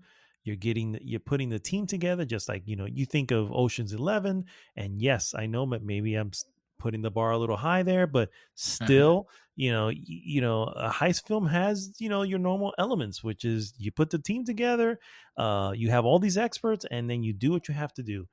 And that's not what you get here. You put the team together and shit hits the fan and nothing happens. It's like, what in the world was the point of all this? What was the plan? What was the point of having a plan? Exactly. I thought you guys had a plan. What was it, So I don't know. And then there's new versions of zombies that I won't get into because that's spoilery and all that. But I don't know how I feel about them. Mm-hmm. There's some concept which I guess would have been interesting, but don't really are given an opportunity to become interesting. But I feel like that should have been its own movie. That's not what this is. You can't have all these elements. And I honestly feel like no one will tell Zack Snyder, hey, maybe this is too much. Maybe we should save this for the sequel. Or maybe we should table this for another film. Whatever the case may be, we don't have to have all these elements in this film because then it's just a shame. And then he's a visually awesome director, and I'm sure you've already heard, for whatever reason, he uses a very low depth of field when it comes to his. I don't know why he did this. He just chose to do it, and in some scenes, okay, I get it. In other scenes, I'm like, why are we still looking at this? I don't understand. You know what I mean? It's so, I don't know, bro. This is a massive 2.0 is what this is. A massive 2.0. I can't say it's awful because you have some good moments. I mean, that's the whole deal. You have, in the end, he can make some action and gore and zombie gore and all this stuff. You can do them and make them look good. And there's some really cool moments that happen in the film, but it's few and far between and do not add up into a great film. So yeah, really mediocre is right on par with what I would give it. And hey, grain of salt, it's on Netflix. If you got 2.5 hours that you don't mind blowing on this, then by all means, people, watch it and tell me I'm wrong. You know what I'm saying? You know what? I might just gonna. No, I don't feel like I want to though. I would be curious because so I have a habit nowadays where when I watch movies, I take notes, and I don't know why I do this, but it's just one of those weird things that pop up, and then I'm like, why is this there? Why is this there? This doesn't make sense. Dude, there is literally 3 or 4 things, like 3 or 4 concepts that get introduced, and you get to the end of the film and you're like, but wait, not developed at all. What happened to this thing? Oh God. So what was the point of this thing? But wait, what was the deal with this? You know what I mean? It's like, it is infuriating because I'm like, clearly the writer is an idiot. Because he just had all these elements and said, we're gonna throw everything at the wall, and in some way or another, all of it's gonna stick. And no, it's I'm sorry to say, man, but Zack Snyder is just a visual director up until this point. I could say visually he makes some really good films. Don't get me wrong, but he cannot write. He cannot write to save his life. He can't write something coherent, I guess, is really more the case. It's that's not his forte. That's not his forte. It's not his forte. If he can get a good writer and he does the directing, visual, whatever, you'll be good. You actually, so fair. Believe it or not, Zack Snyder made his like big debut, and what kind of put him on the map was Dawn of the Dead, which happened a while ago. But guess who was the writer on that? James Gunn, who was a good writer. You see what I'm saying? So you had a good writer, and he was the director, and the combination of the two made an awesome film. Yeah. There is no James Gunn here because Zack Snyder's the writer. He is the writer, the director, and the screenplay. He did the actual screenplay. And it's just like, oh God, he cannot. He just can't do it. He can't do it. So I know there's a lot of fucking Snyder fans because of everything, but you know what? Are there? Yeah, dude.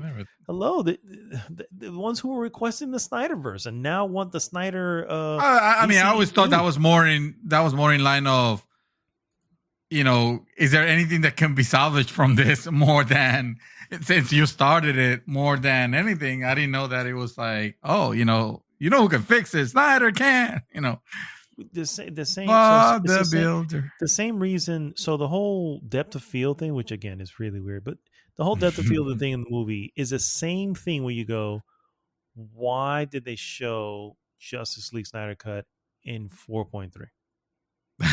It's the same exact way you go, well, I get it's the full picture, but that's not how my TV looks. So why are we doing this again? They haven't been like that in a while. Yeah. And so same thing, you go here. Well, I get it. It focuses on what's the depth of field thing. It focuses on what's in front of you. It makes everything else blurry, which I guess makes sense for certain scenes. But why is most of the film in this? We don't know. Just what he went with. He was just, okay. I don't know, bro. I don't know. And frankly, I'm tired of talking about Zack Snyder. So 2.0 for Army of the Dead. He got 2.0. There you go. Ow, ow, yeah. Ow, ow. And that is all that I have been doing.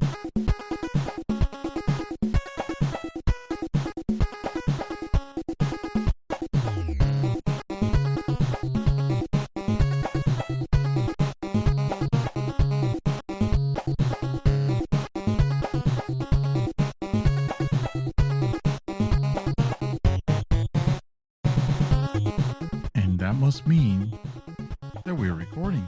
I believe so, yes. And we're back, guys, and it is now time for our trailer of the week.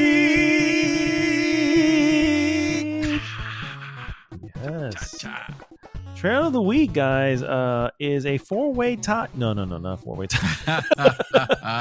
Not even close. Not even close. Maybe a two-way tie. It may be a two-way tie. It tends to be a two-way tie, and I love the fact that we can say our trailer of the week comes from, it comes from each of us. You know what I mean? Yes. It doesn't always have to be something we have to fit into a box and say, yep, this is the one. This is the way. This is the one we're choosing. Yeah. It's like, no, I like this one and he likes this one. So these are our trailer of the week. So yeah. So there have been four movies. And now we're going to end up picking the same one probably. No, actually, I don't think so. If I really think about it, probably not. Four movies that we have up for our trailer of the week. And first one is called Last Night in Soho. Second one is The Tomorrow War. Third one, is Werewolves Within. And then the last one is Lansky. It's four films that are coming out this year from different places too. One of them is coming directly to Prime, apparently. The other ones will have your regular showings in the theaters.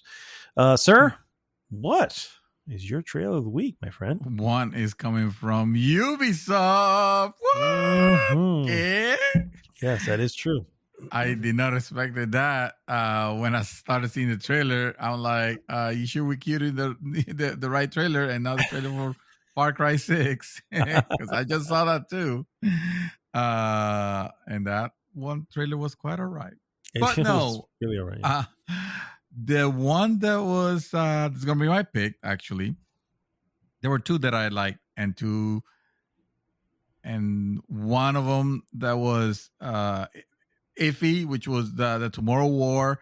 It looks with Chris Pratt. It looks like it could be an interesting movie, maybe, but it's still iffy.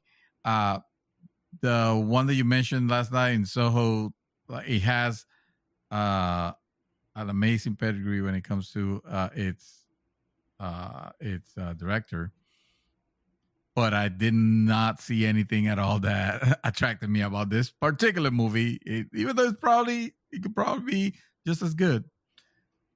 But the trailer didn't win me over. The trailer that actually won me, believe it or not, was Werewolves Within. Yeah, and I'll tell you why. Oh man! If you only knew I saw that and said, "This is a Santo film." If I've ever known a Santo film, and then when I saw the director, I was like, I nailed it. I fucking nailed it. I was like, of course. Go ahead, sir. I'm sorry. This movie, I mean, it almost, and for the record, only judging obviously by the trailer. Of course, the quality of it. And when I make this comparison, I don't want you guys to like freak out and bend over backwards or anything for what I said, but it just reminded me of a Shaun of the Dead, but for werewolves. Funny you should say that. He is also the oh, actually no, he's not. I'm sorry, he's not the director of Shaun of the Dead. That's actually Edgar Wright. But go ahead. So I was gonna say like, then in that case, I knew it because like, wait, Shaun of the Dead was something. Oh, that's right. So the director of Last Night in Soho is also the director of Shaun of the Dead. Go ahead. So no, this movie looks like it starts very unassuming, and that trailer started with like, okay, like what the hell's this is gonna be? This looks dumb, but and to be fair, nothing in the trailer says like jumps at you being like, oh man, this movie's gonna be spectacular. This is not not like freaking I don't know, like there's nothing in the trailer that really jumps or anything like that. It's just it looks like a silly movie. It looks like a fun movie. Like a fun movie, silly movie with a little bit of gore. Yeah. You know what? I'm not even sure if that maybe because they didn't show anything gory on the trailer that I recall. But I mean, what it is, if it's werewolves, they better be, it's gonna be a little bit something. Yeah. Give me something. Come on, So yeah. Even though I'm gonna like the one, I also like the one that is probably gonna be your pick also. And I will not dispute it, but this is mine. Werewolves Within. A fun fact, not fun fact, an actual fact. Werewolves Within is rated R, so it is possible it would include some. There you go. All right, a little bit of gore here and there, but it does look like a lot of fun for sure. It looks silly. It looks funny. Yeah. The Tomorrow War looks interesting. Looks like a blockbuster-ish type film, but it's also coming to Prime. So it's one of the things like the reason I even included it is like, well, it has Chris Pratt. It looks like it's got some money spent on it, and it's going to be available on Prime. What's to lose there? It seems like win-win situation. You just get it. Yeah, exactly. Werewolves Within looks like a very fun one. The director here is a director of many episodes of the College Humor originals, which I know that Mr. Dream Twister is a huge fan of, and he has shared plenty of them. And to be fair, I love the Raging Uncle one for the record. the embarrassing drinks one. The embarrassing drinks one. Yeah. To clarify, another fun fact: the College Humor skits and College Humor originals are not necessarily the same thing. What I understand is that College Humor originals are like almost like episodes of something. I've never watched one because they tend to be longer than I. But they're from the same people. They're from the same people, exactly. So I will assume that it has kind of like the same humor also, which it's usually very missed, but when they hit it's actually funny. Yeah, like the Raging Uncle, he's calling it the Raging Uncle, but it's actually the real life story of what happens to me, to myself. Yes, this kid is based on my life, This is life. Every time I go out drinking with my fellows, which is not often now that we have had this stupid pandemic. But anyway, what happens to me every time I need to order a drink, and by the names, I have no fucking idea what they have or what they even look like, which is worse. Fair enough. Yeah, fair enough. So my trailer of the week, guys, is probably not the one he's thinking. The one that's left out here is Lansky, and Lansky's actually pretty good, or I should say, the trailer's pretty good. That's right, it's phenomenal. And if it's not your pick, then you are wrong, and you deserve. No, actually. So, no. So here's the reason why. I thought that was gonna be the one because it's their type of movie. They speak exactly in the that. I don't know. Like I feel like even their gangster accent was gonna move you, but apparently we're not going with that. We're not going with that one. It's definitely although it does look like something I would definitely watch for sure. Looks like it's based on the story, the true story of Meyer Lansky, which was the financier of the National Crime Syndicate, which was something with not Bugsy, somebody else. It doesn't matter. The point is, it's basically the story of the financier behind the National Crime Syndicate. My only issue is I like who I see on screen. Harvey Keitel seriously deserves something. He needs to have that one role to just give him the damn Oscar that he's been deserving for the longest time. My only issue is the director. And I get it. People who are unknowns that can prove themselves. Well, the reality is this person has not proven himself. Eden Rockaway, he has 7 directorial credits prior to this. And I've seen none of them and heard of none of them. And 2 of them are video documentaries. 2 of them are film shorts. The one film is the movie called The Abandoned. Did you see that movie? Yeah. Nope. It got a 5 out of 10. So in many spots. So not to say, I just want to say, not to say that he, because, everybody has to make their bones, right? Everybody has to be able to get their starting point and get to the one way. So this may be his breakout role, but since I don't know that, I don't know. So I'm hopeful, but also doubtful. So my trailer of the week, I should say, is Last Night in Soho, which I also thought you would actually kind of be down with, considering it's a film directed by Edgar Wright, who, as you just know now, he did the Shaun of the Dead series. He also did Baby Driver, Scott Pilgrim versus the World. These are all films that he's directed. So amazing. You know what it is? I think it started with that girl, and even though that girl is whatever age it is, she still looks like she's fucking like 12 or something. And they put her in some like scenes where it's like, well, this is kind of questionable. And that's what I meant when I said, this feels creepy, but not in the creepy, scary that they're probably going for. More like, oh God, I hope no one's watching. So did you see the movie? You saw the movie Jojo Rabbit? Yes. She is the girl. She's the Jewish girl. Oh, yes. I remember now. I remember when I saw it. Yeah. Jojo Rabbit was great. Yeah, it was. I love that movie so much. Jojo Rabbit was fantastic. She was also Philippa in the movie The King, which I think you also saw. So there's something else there. I don't remember. The King, it's the one with, oh God. I know it is. You know it, yeah, because the name, right? The name hits it. Yes. Hal, which is a wayward prince, heir to the English throne. Yes. Crown King Henry V. She's in that film as well. So anyway, that's from 2019. So anyway, I know what you're talking about because she is young, first off. So I think she's like 21. But she looks even younger. So I get it. She looks the opposite. She looks like I get that. But I and for the record, for anybody listening, that's not why I liked it. So just okay. Edgar Wright. I love the fact that you failed.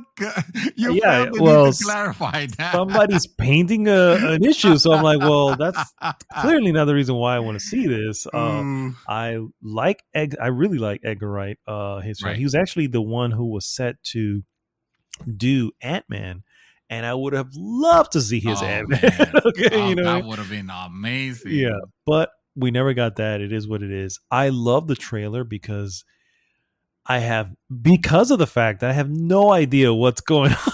It's like the mystery alone has me like, yes, I'm in. Here's my money. I'm in. And so my trailer of the week is definitely going to be Last Night in Soho. I'm going to make sure to post these on the group so everybody can kind of take a look and see what they want to say, and maybe I didn't like. I also it also turned me off a little bit of that trailer. Was it started like an interesting concept, like it started like an interesting mystery, but then by the end of it, it feels like, oh, okay, it's going.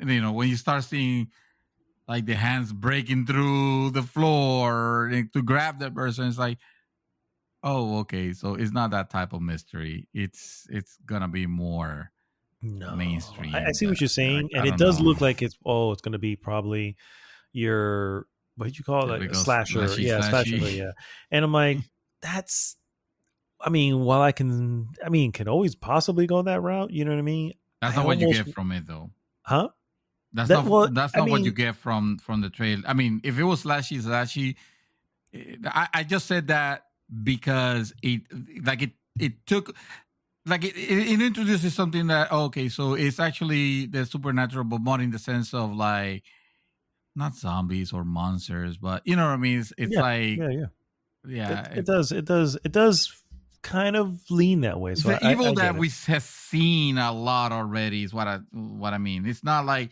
Well, the whole deal is I feel that there's something else going on that's not ghostly, or maybe a little ghostly, but in the sense that from the beginning of the trailer, you can tell she's went into the past. She clearly doesn't know how she got there, but she doesn't get stuck there. So I feel like there's constant back and forth. Time travel, my favorite. But I don't think this is time travel in the sense that there's a machine she's walking into sending her into you know what I mean? I feel like this is something else, ethereal, that's taking her to that. You know what I mean? So she can view it, but clearly she's embodying another person. You know what I mean? And then she's taking elements of that person and bringing her to her time. And I think what we're seeing is, I don't know. I feel like there's probably some sort of murder mystery that happened. And because she's been bringing elements of that, this is my theory for the record. She's been bringing elements of that person that she embodies when she goes into that ethereal realm, that person was probably murdered. And she's being now, because she's bringing those elements, she's now being haunted by the murderer of this, but in a weird, different way in the real time. And it just seems all really very fantastical. And I dig it. I don't know if it's going to land it. Who knows? It may not. Edgar Wright is not, impervious to bad stuff. Although he doesn't do bad stuff very often, but it's not impossible that it will happen. He has a good track record so far. Does, so at least we have that. Exactly. This could be his first, flub. What are you going to do? It happens. But just the history from what I saw in the trailer, I feel like, that was the one that caught my eye immediately. And I was like, oh, yeah, I'm in. Yeah. I'm in because it just looks too cool. But hopefully it nails it. Those are our trailers of the week. Last Night in Soho for myself, and Werewolves Within for Mr. Dream Twister. Moving on into our useless news that you can use. We have our free games. Of course, we got to mention them, right? Free games for June. Let's go ahead and start with the PlayStation Plus lineup for June 2021 has been revealed. The next, first off, is a PlayStation 5 game called Operation Tango, which is a co-op focused spy game. This is also launching within the PlayStation Plus. So it's not an old game; it's actually launching in a new game. It is also going to be available on PlayStation 4, but not part of the PlayStation Plus package. So this is a PlayStation 5. The PlayStation 5 version is what PlayStation Plus subscribers will be able to get. Meanwhile, PlayStation 4, and of course, via PlayStation 5, will also receive Star Wars Squadrons. What? Yes. The fun dogfighting sim that obviously set the Star Wars universe. Set in the Star Wars universe. And on top of that, they will receive another release, Virtual Fighter 5 Ultimate Showdown. No, you need to play Squadrons. I tagged them all. So I mean, that's what I do. I tag them all. No, but you don't need to tag them. You need to play Squadrons. Ooh. I need your opinion on Squadrons. I generally tag and play all the games. Okay, even if I eventually get around to them and go, yeah, that sucked. But you know what I mean. You know, it is what it is. But no, I will. So of those, I'll probably make that my primary one. Virtual Fighter 5, I'll tag it. But again, I've hung up my gloves. You know what I mean? Right. So I don't really do the fighting games anymore. But I'm curious to see where Virtual Fighter left off at. And, you know. Yeah. And then, of course, we have Xbox games with gold that are also coming. Full lineup is... first off, you have the King's Bird. Sorry. Okay. I laugh because you remember back in the day in the 80s, giving them the bird. So this is the King's Bird. Okay. So the King's Bird, which will be available from June 1st through the 30th. Shadows Awakening, which will be available from June 16th through July 15th. Which I've heard that it evidently is good. Shadows Awakening? So, okay. Fair enough. But allegedly. I can't neither confirm nor deny. Shadows Awakening is really what the name is. So the next one is Neo Geo Battle Coliseum, which will be available from June 1st through the 15th. And then finally, Injustice Gods Among Us will be available from June 16th through June 30th. So those are the lineup for Xbox games with gold. I feel like this is a broken record here, but I feel like I have to say slim pickings on one particular end. I feel like Microsoft may be just focusing on games with gold and saying, well, it is what it is. Those are just extras. They have Game Pass. So it's like... That's what I meant, Game Pass. They're focusing on Game Pass, yeah. Yeah. Let them have cake for the rest. Am I right? I mean, because PlayStation is having freaking Rogue Squadron, an excellent game, and Virtual Fighter. I'm not a fighting fan, but I know, or I should say, I don't play those type of games anymore either, but I heard that one's really good still. But yeah, I heard, and a brand new release. I mean, we don't know if it's good or bad, but it's a brand new release, Operation Tango, which is due. Oh, okay. Yeah, I didn't know that. It's a brand new release. It doesn't exist until it comes out on PlayStation Plus. There you go. Yeah. There you go. Now it'll make or break that list. No, I'm kidding. Probably. Speaking of Sony. Oh. Are you done? Yes, I am. Okay. Speaking of Sony, Sony reports says that Uncharted 4 is coming to PC.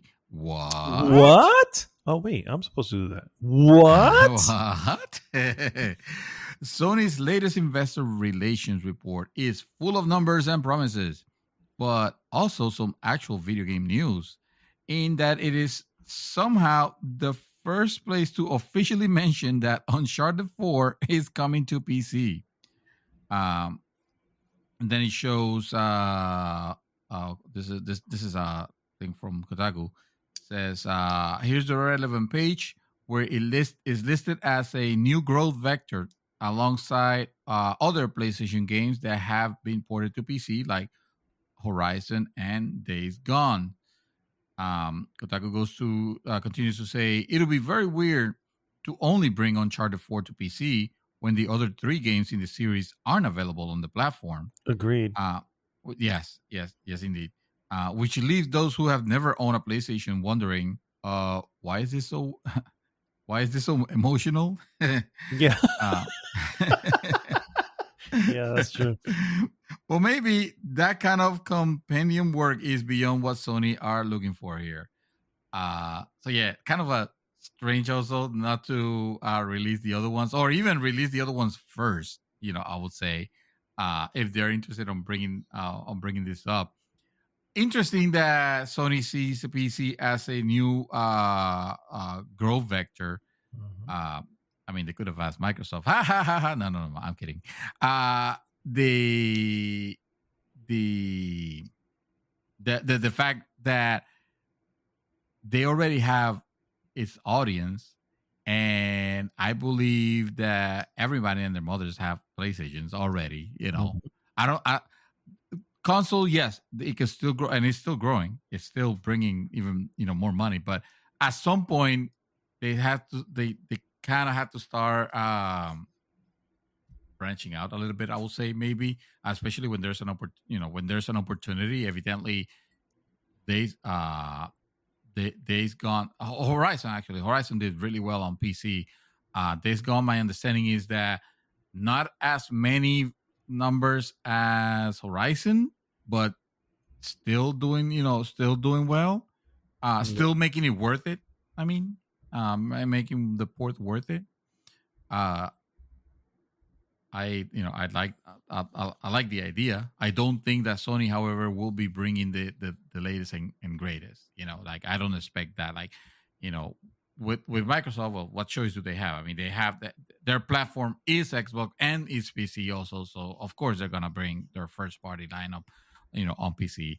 I think Sony is smart doing it this way, where it's not just giving away the barn yet. Yeah. It's just they don't need to. Yeah. Hey, we have these properties have obviously already sold through on our consoles, so porting it might not be that difficult, considering that now PlayStation games are basically, PlayStation and Xbox are basically glorified PCs in a way. So why not just make the effort and bring it to PC, and that way they can have that revenue and more people can enjoy those games, or people that have already enjoyed those games can enjoy them in a different way. So agreed. Yeah, for sure. My next piece, guys. Speaking of Sony, they just had a state of play. Sony. Oh yeah, they did have one of those. Yeah, they did. Horizon. It was all based on Horizon Forbidden West. Sony and Guerrilla Games presented a Horizon Forbidden West state of play that featured 14 minutes of gameplay of the much anticipated PlayStation 5, PlayStation 4 exclusive. While no release date was given, unfortunately, we did learn some details. First and foremost, it picks up approximately 6 months after the events of the first Horizon Zero Dawn. Aloy has traveled west to investigate a mysterious deadly blight. The state of play gameplay demo showed Aloy has sent her friend and returning character Erend, and I'm glad they mentioned his name because I saw him and I was like, ooh, he looks familiar. He was in the first one, but I couldn't remember his name for the life of me. Into the remains of San Francisco to recover an important artifact. He gets captured by a tribe, a rebel faction, and Aloy comes to the rescue. The artifact Aaron discovered appears to be a map with the coming storms, including one that appears to be marked Barrow and is approaching Aloy and San Francisco. Aloy also has a bunch of new weapons. The Pool Caster, which is a hook shot type tool that allows her to speed up climbing and reach faraway points. The Shield Wing, which is a glider, basically a shield and / glider. Which should look pretty cool and look very familiar if anybody knows what that may come from. The Diving Mask, of course, gives Aloy the ability to swim underwater as long as she needs. The underwater gameplay, for the record, look really, really good, really, really beautiful. And then, of course, Aloy's focus ability is also getting an upgrade. Will now show areas that are meant for free climbing. Furthermore, it gives her the ability to override machines for mounts or combat, which we already know. Some other things: smoke bombs to temporarily blind enemies. All these new weapons and stuff can be upgraded via workbenches. So I'm curious to see what those look like. Hopefully, they don't look like some ridiculous bench just sitting there in the middle of nowhere after 1,000 years. It's just a bench with all the tools needed. Yeah, just sitting there waiting for you to, hopefully they figure that shit out. Anyway, overall, this is me speaking. I've already closed the article, but overall, I think it looked good. I am not gonna lie. My initial reaction was like, "Oh my god, Sony is doing some bullshots here." I just immediately said, "I was like, oh, I can't believe it. This looks way too fucking good. This is a lie. The game's gonna come out, it's not gonna look like this." You know what I mean? And then a part of me still kind of feels that way. It is Guerrilla. They have done that before. It's also known for doing bullshots. And then if you saw, I don't know if you saw the whole 14-minute thing. I actually saw the whole thing. But it ends with. So here's another thing. Aloy's character is speaking a lot. And I've heard here rumbles and stuff. I was like, well, that's probably just for the event one, because she speaks a lot throughout the thing that she doesn't normally do in the game from the first one. She's kind of speaking to herself, and it's she just speak a lot in this a whole lot. Yeah. So that alone makes me go, okay, so clearly that's not going to be there because we all know that's going to get annoying and stupid. What else is not actually going to make it right? The trailer, the gameplay ends and they stare up at the sky and there's a storm there, and I'm going, I don't think this happens in the game. I feel like this whole segment we just saw is not going to be in this game. You know what I mean? I'm not saying it's going to be. First off, this is probably day one for me easily. So that's not even in question. But at the same time, I'm just like, I feel like, I don't know. I feel that there was a veil over this that I was just like, this looks way too good and way too scripted. You know what I mean? I was like, you know what? I will agree on the good look. I don't know if I would say that it was scripted because I obviously saw gameplay that, I mean, yes, it could have actually been like scripted and programmed and do this, do that, but it looked convincing enough to be real gameplay. And I give it the benefit of the doubt also because at the beginning it does say that this is gameplay in conjunction with real what do you call that? It's in conjunction. It's actually in conjunction with like the graphics, like it has pre-rendered graphics, but they're done in engine. They're done in engine, so that it'll be seamless to look at. Like maybe when she looks up, like you said at the very end, and you see the storm, maybe that looked kind of like too fake or too real, too good to be true. But it's probably because that's what the pre-rendering actually takes over and looks up. Same thing when she's having those conversations, those close shop conversation that she has with the person that was injured at the beginning, because the attention to detail on her face is amazing. It's ridiculous. It was okay, but that's not. I guess that's not what I mean. Well, that's a portion of what I mean. Obviously, that's a cutscene, and a cutscene, I get it, pre-rendered, okay. But when we started moving into everything else, just like, this looks a little too good. And yes, maybe I'm giving Gorilla the old, whatever. And then, like I said, with all her conversation with herself, it really was meant to lead the trailer, those who are watching the trailer, so what's on her mind. That's not normally the game because that shit gets annoying. So I don't know. I feel like that part in particular, yes, the voice acting, just like you said, is just to make the person watching the trailer feel like what's going through. Filling in the blanks of what's going on. Yeah. But in reality, there are, believe it or not, there are some imperfections. There were, on the which grounds me more into that. Oh, this is legitimate gameplay. And if you look, I posted a Digital Foundry analysis. I saw the post. I didn't actually look at it, but I saw the post. You should watch I wanted to do this first before I watched. I wanted to give my raw thoughts. Yeah.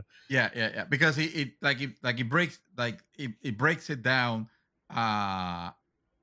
in a good way. Like, they're not. I mean, obviously, this game looks way too good to be bashed, but they're gonna point out that, well, this looks weird here, or this is imperfect.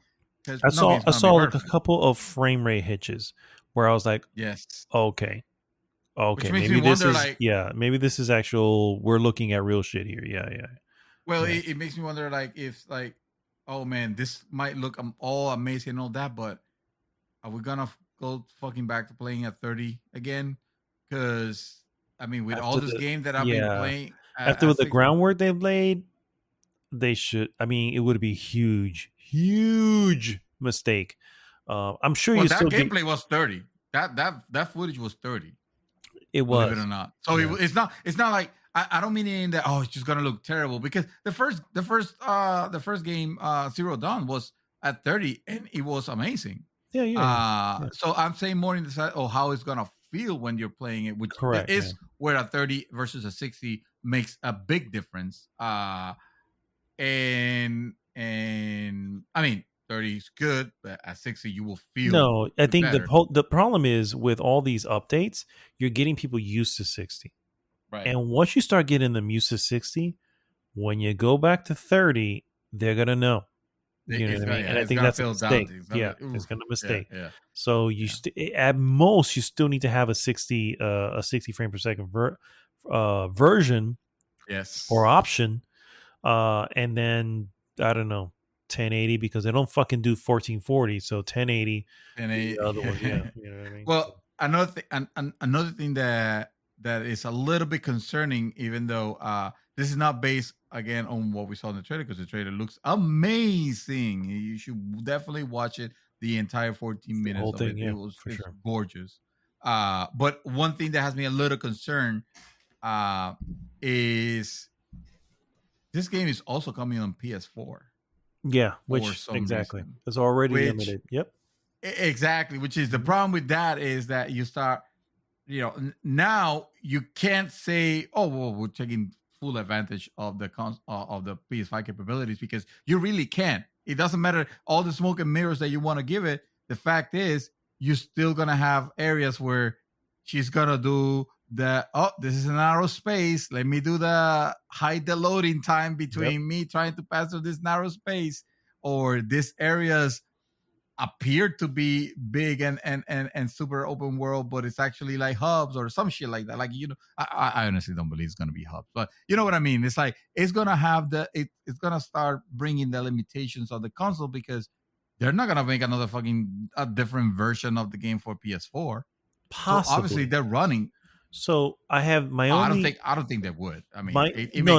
I don't think they're gonna make another version, but those possibly may become a thing, because a perfect example of a PlayStation 4 game that had very little loading time, and that is Last of Us 2, which is not open world, got it, but Ghost of Tsushima was, and that game was a gorgeous looking game, and yes, it ran at 30, but load times were very, very minimal, and there was no passing through little, you know what I mean? There was no passing through little crevices.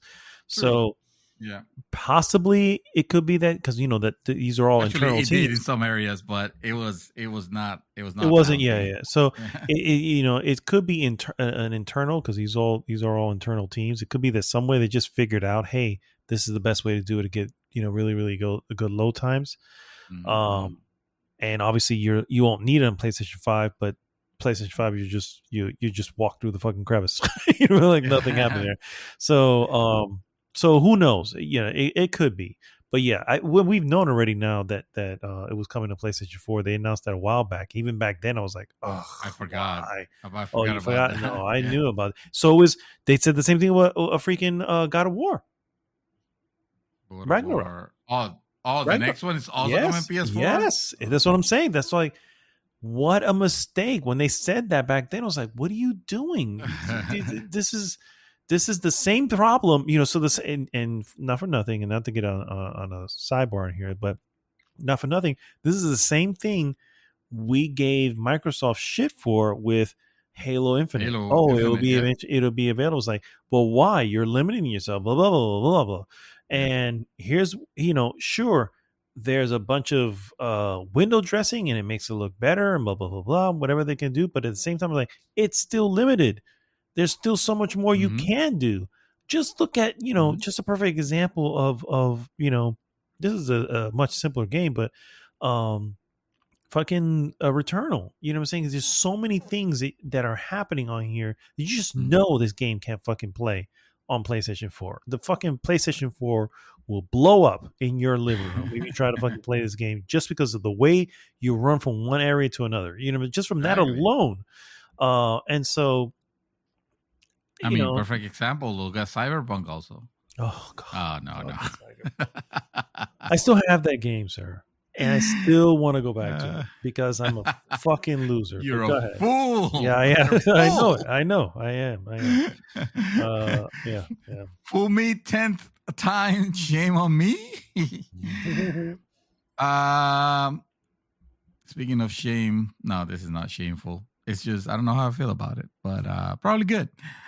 Amazon acquires MGM Studios, or to acquire MGM Studios for $8.45 billion. What? That's a lot of dough. That's a lot of dough. The tech giant will take control of the studio's library and future films and franchises.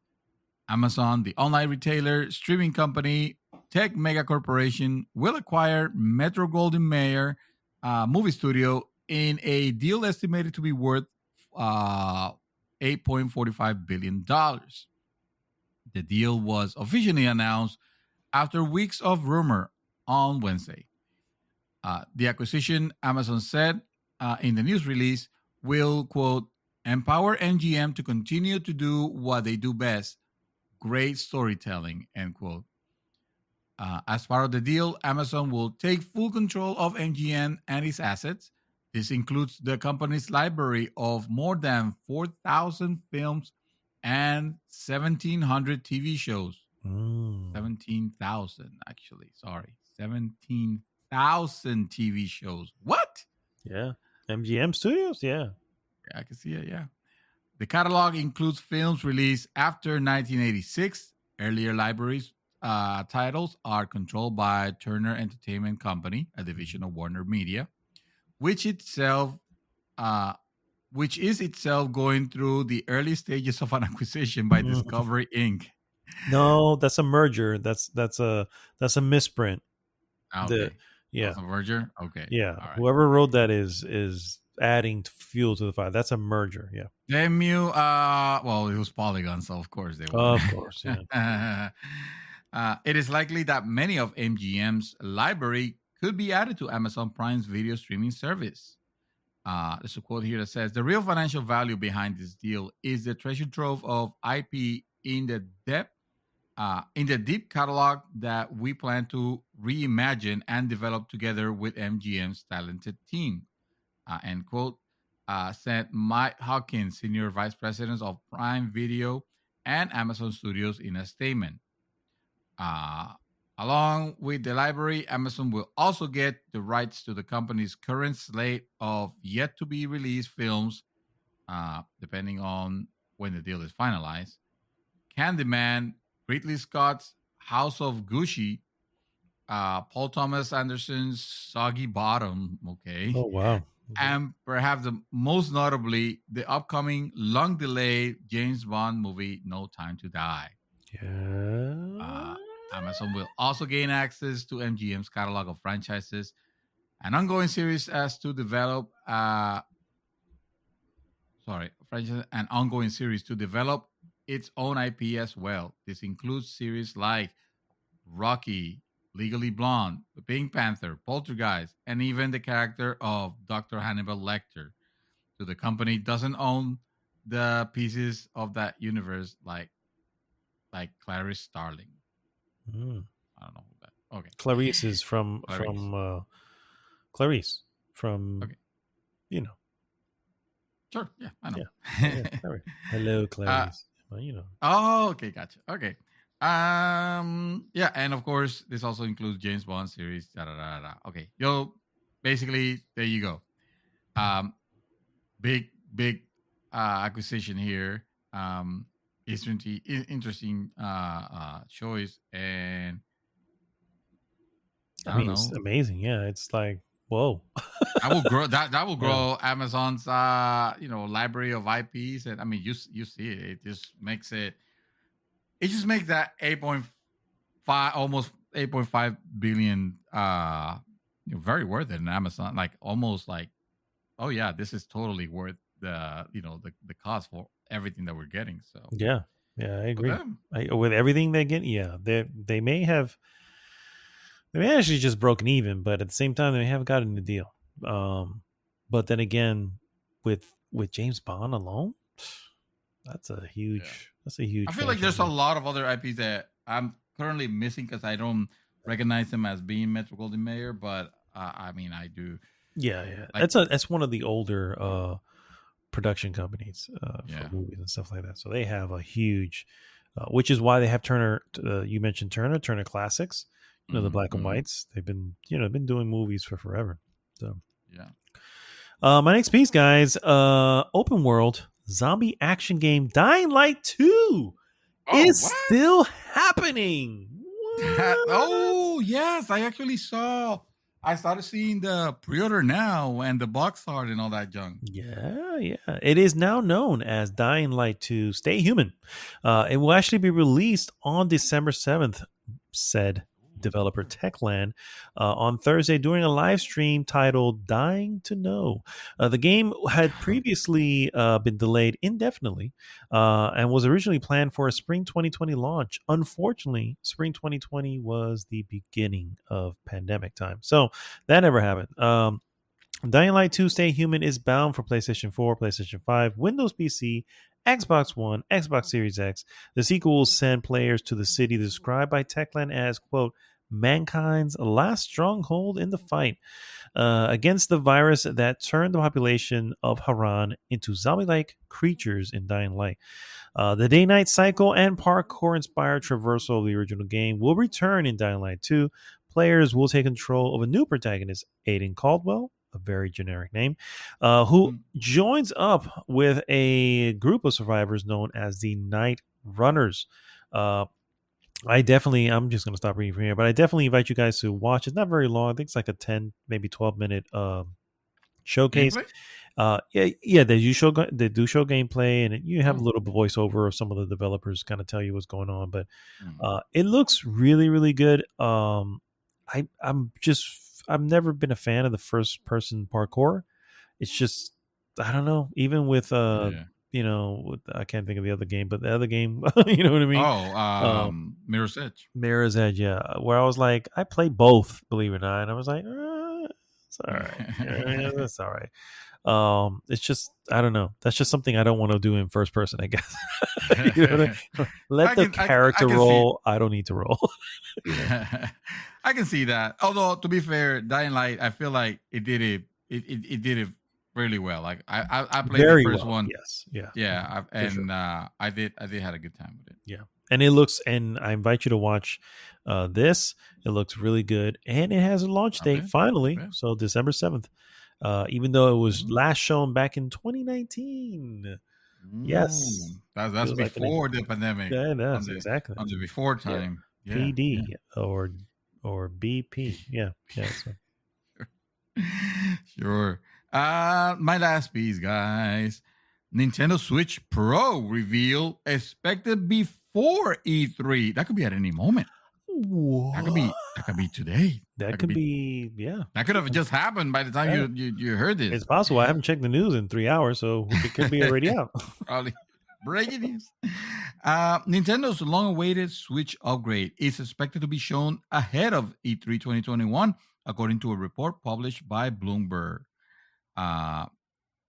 Today, this was actually on the 27th, so a couple of days ago, and Eurogamer's own sources. I understand this is to ensure third-party working on games which support the upgrade Switch are free to announce this project at E3 and before Nintendo's own digital showcase later in that week. Nintendo event has yet to be formally dated, but it's currently set to slot in after the other publishers toward the end of E3.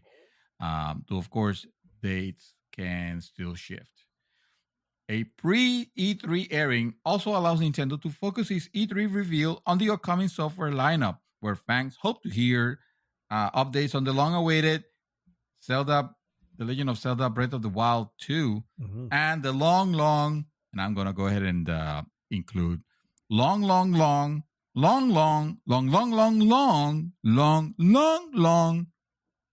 awaited Metroid Prime 4. For sure. Bloomberg's report states that the new Switch will be released in September or October and will be sold alongside the cheaper Switch Lite, which the current Switch model Switch model phased out over time.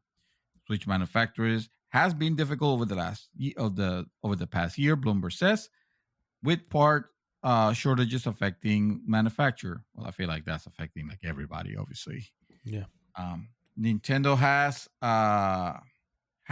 let's see. Nintendo has formed in revealing new hardware or details such as the name of an upcoming system ahead of E3 itself for similar reasons. Nintendo 3DS was first announced several months prior to its E3 2010, and we also first heard the name Wii a month before E3 2006.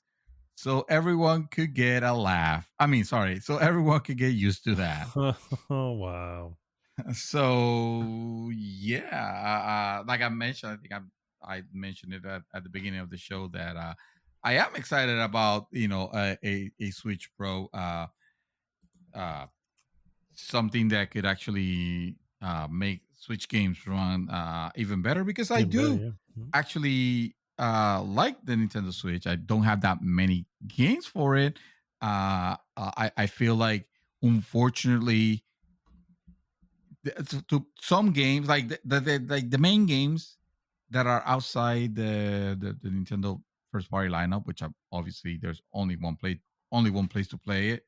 But anything that is third party that I know is available on other consoles, I'm always gonna veer towards the other consoles or PC, just because they're obviously gonna run better. Doom and Elder Scrolls and stuff like that. But I do like the console. I do like the idea. I like the little games that I have purchased on it and that I've enjoyed, like Ghosts and Ghosts most recently, but also the Wonder Boy games. Of course, they own Bayonetta, which is like my favorite one of those. And I'm also looking for Metroid Prime 4, because of course I am. That's the next big thing. Biggest, yeah, exactly. Yeah, that is the biggest game that I don't know. That I feel that's their very next pillar.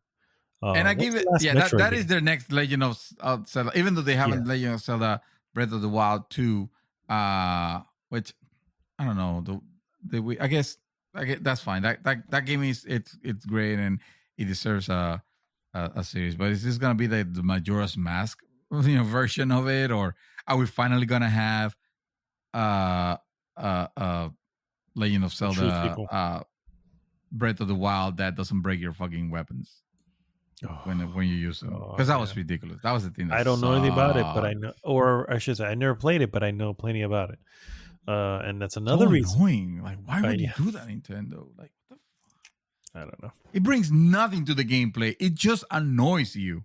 It brings nothing to the gameplay. It's just, yeah, bro. Imagine that. Yeah, for sure. My last two pieces, guys, are two final showcases. The first one, Square Enix announced the new mainline game in the Dragon Quest series during a live stream presentation this past Thursday. Dragon Quest 12, The Flames of Fate. It is little is known about the follow-up to 2017's Dragon Quest 11. However, Square Enix did not announce a release date or platforms for the new Dragon Quest. But Dragon Quest fans have plenty more to look forward to, including a newly announced remake of 1998's Dragon Quest 3, which will be rendered in HD 2D style, very similar to Octopath Traveler. The aptly titled Dragon Quest 3 HD 2D remake is coming to unspecified consoles, Square Enix said in a news release. Square Enix also revealed Dragon Quest Treasures, a spin-off of Dragon Quest 11. Players will take the roles of siblings Maya and Eric and embark on RPG treasure hunting adventure in another world. And then finally, Dragon Quest Keishi. Yes, that's the name. Keishi. A free-to-play mobile puzzle game for iOS and Android that will include characters and monsters from the Dragon Quest franchise. I gotta say, real quick before I move on to the very, very last one, I really don't care for Dragon Quest, and not that it's bad. It just there's nothing there for me. It's a huge. This is. I think Japan is paralyzed right now with these pieces of news, or at least for a day they were, because Dragon Age is something else over there. Dragon Quest. Dragon Quest. Yes. Not Final Fantasy. Final Fantasy has its pull, of course, but nothing like Dragon Quest. Yeah, nothing. Yeah, they're seriously attached to it. And then, of course, the last piece of news was the showcase, which actually I think happened today. Far Cry 6 had a showcase, and let me tell you, that thing looked really good. I don't know why, but I walked away from that going, I kind of want to play this. I don't know if it's the trailer or the music or what it could be. Far Cry 6 has two new trailers. One specifically a trailer, and the other one a little bit more gameplay. It does reveal the launch date, October 21st, 2021. Yes, so it's imminent. Not too far. Not too far at all. It's inevitable. It's inevitable. Far Cry 6. That's true. You play this hero Dani Rojas, which is either spelled Dani Dani if you choose the female, or Danny should you choose the male. It looks so, as we know, and I hate to end this segment on this, but as we know, Ubisoft has already gone on record saying, no, they're not trying to make any political statements here and blah, blah, blah, blah, blah. Here's my problem. It's obvious that you're making a political statement because it could not be more clear that you are copying or utilizing or basically making it, this is supposed to be Cuba. You just know. Right. Just look at the trailer and this is what this is supposed to be Cuba. It's not called Cuba in the game, clearly. Nope. But grow some fucking balls and just say, you don't have to say it's Cuba, but say, yeah, or don't even say nothing. I'd rather you say nothing to say, no, you're not. Because you clearly want to. Shit, yeah. You know what I mean? It's like, it's one of those things where like, it's there. And you know what?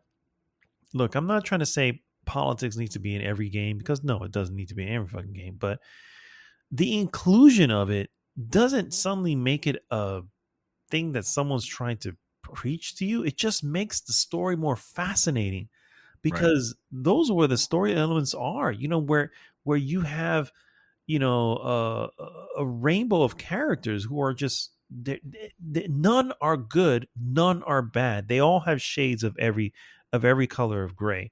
That makes a fascinating story. You know what I mean? It's like Danny, if you look at the trailer, was like, you get it. She was just trying to get out, but now she's a fucking, in many ways, if it was a nation, she's her own version of a terrorist. You know what I mean? And who knows the life she's taken on the way. And obviously, fucking Esposito's character is, a freaking that's a mafia dude, basically dictator. Yeah, dictator. Yeah. So it's like, that's there, but he's also doing this for his son, right? Because it's like, it's your legacy. You know what I'm saying? When you can build off of those things, it's like, that makes the most fascinating story. Why hide from it? Why not go just head deep into it? You're not saying it's Cuba, although it's clear that's what you're trying to you know what I'm saying? You're not saying it's Cuba, but you're using that as a framework, you know what I mean? Yeah. Fucking own it. You know what I mean? And I'm pretty sure, as much as I look at this trailer and look at whatever, I know Far Cry, and I know it's going to be the final product is probably going to be a shell of what's there. You know what I mean? That's why when you said, I know you're trying to say not political, but you clearly are, and you're right in the sense, because obviously they're trying to mimic, basically, that's the story they're selling. Cuba, and the story they're selling. Yeah. But and as exciting as all the cast of characters is and all that, I'm honestly just concerned that it's going to end up being another like colossal disappointment. Like Far Cry 5 promised an incredible setup. Like the setup ridiculous, of it, the idea of it was, holy shit, this is actually this is political AF, and this is actually a cool thing to explore. And no, they skimped on it. They tiptoed around it in the most. It was all blandest way possible. Yeah, it was all. I never played the game, but I remember you spent a lot of time in it. And I also YouTube a lot of it, because I was like, I'm not playing this, so I want to see a little bit about it. But that's not true. I did play a little bit on when I share play with somebody, and it was like, where is the substance?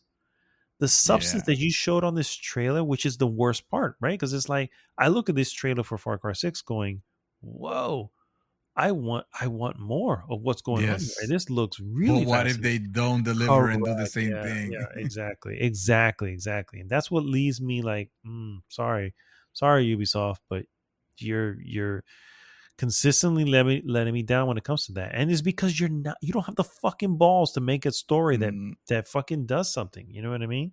Yeah. Or says something. And that's a shame, dude. That's you should talk to the people from the Activision. They might make the same game every year, but when it's time to tell their stories on their single player games, they pull all the stops. They'll tell the story. Exactly. They'll still tell the story, regardless of what it is. But this is an open world game, so it's still different. It's hard. It's like, it's an open world. You got to have your bases. You got to take them over, and that's fine. I hope it's not the same. Oh, well, I mean that is what five parts already. Yeah, that is what that type of game is. Yeah, that 6 if you want to include something dragon. I can't remember the name of it. Oh, Blood Dragon. It is 6. It looked like it was at least bringing some interesting concepts. Like I did like the customization of weapons and the customization of those weapons. So this is another reason why I'm like, I know you're trying to say Cuba, because this is what makes Cuba so special. They use what they have there in the island, because they have been cut off. It even says an island has been cut off by other whatever, because they were the embargo that's been happening there forever. Nothing goes in, and if nothing goes in, then you only use what you have, and that's why those freaking cars that are so gorgeous still run, because they're using whatever they have there available. You know what I mean? Which first off, is fucking amazing and awesome. And if you're going to do it and say it, then fucking represent it. You know what I'm saying? It's like, just say this is what you're trying to do, because you in many ways, it's like you almost want to honor it and know it, but you're not honoring it because you're backing away from it. You know what I'm saying? It's like, that is an amazing trait. There was actually a show, some sort of show, about how they almost like a Pimp My Ride type of show that had to do with these Cuban guys in Cuba who would like soup up some rides that they could do and fix stuff with whatever they can find, whatever parts they find available to them. And that's an awesome thing. It's like, dude, that's a talent. That's a really important thing. And you're belittling it by not even standing next to it, even though you're clearly standing next to it. Because you don't want to like it. Like, I'm okay with them not mentioning, in Cuba, which correct. They could. I mean, they could have. I mean, again, Call of Duty has done that. Yeah. And a lot of fucking games and movies, obviously. So that's okay if you don't want to mention it. You want to have your all artificial whatever. So you have a little bit of more freedom on what the story you could tell if you feel that way, but don't go on the fucking press and say, "Oh, we're not trying to be political about this," because what you're basically doing is setting everybody for the expectation of, well, this is gonna be another bland bullshit like Far Cry 5 was. It's not even Far Cry 4. Far Cry 4 at least was decent. Far Cry 3 was phenomenal. Like, what happened? I don't know what happened. They moved away from it. They said no. The heat of these type of things is too much, and they're fucking scared. That's what it is. They're fucking scared. They're scared of rubbing the wrong people the wrong way. Yeah, and it's like, dude, stick to your statement. By not sticking to your statement, you are insulting, because the reality is, there is not one person who can look at that trailer and go, "Oh, they mean Cuba." Yeah. Everyone sees it. There's just no way you don't see it. No. So if you're already there, stand by it. Yeah. Make it a thing. You know what I mean? And stand by it and say, yes, it's not based on Cuba, but you know what? It is inspired by Cuba. And its struggles and stuff like that. There's nothing wrong with saying that. And you know what? You'd be the bigger company. Dude, I fucking pissed off at Ubisoft with this shit. So anyway, I saw that, and then when I saw you post the thing with they're saying, I'm like, come on, man. You know what I'm saying? Like, why will you do this again? After getting flack the first time, you're not gonna do it again. You're gonna do the exact same thing again, man. Fuck them. At this point, I'm just like, it looks so good, but I know it's just a combination of just the right amount of setup cutscenes that makes it look good. But then you get to the game and you have 40 hours and you'll see those cutscenes every 3 or 4 hours. Yeah. And it's like, man. So anyway, at that point. That's all for the news we have, guys. Stay tuned. We'll be right back with our hot topic.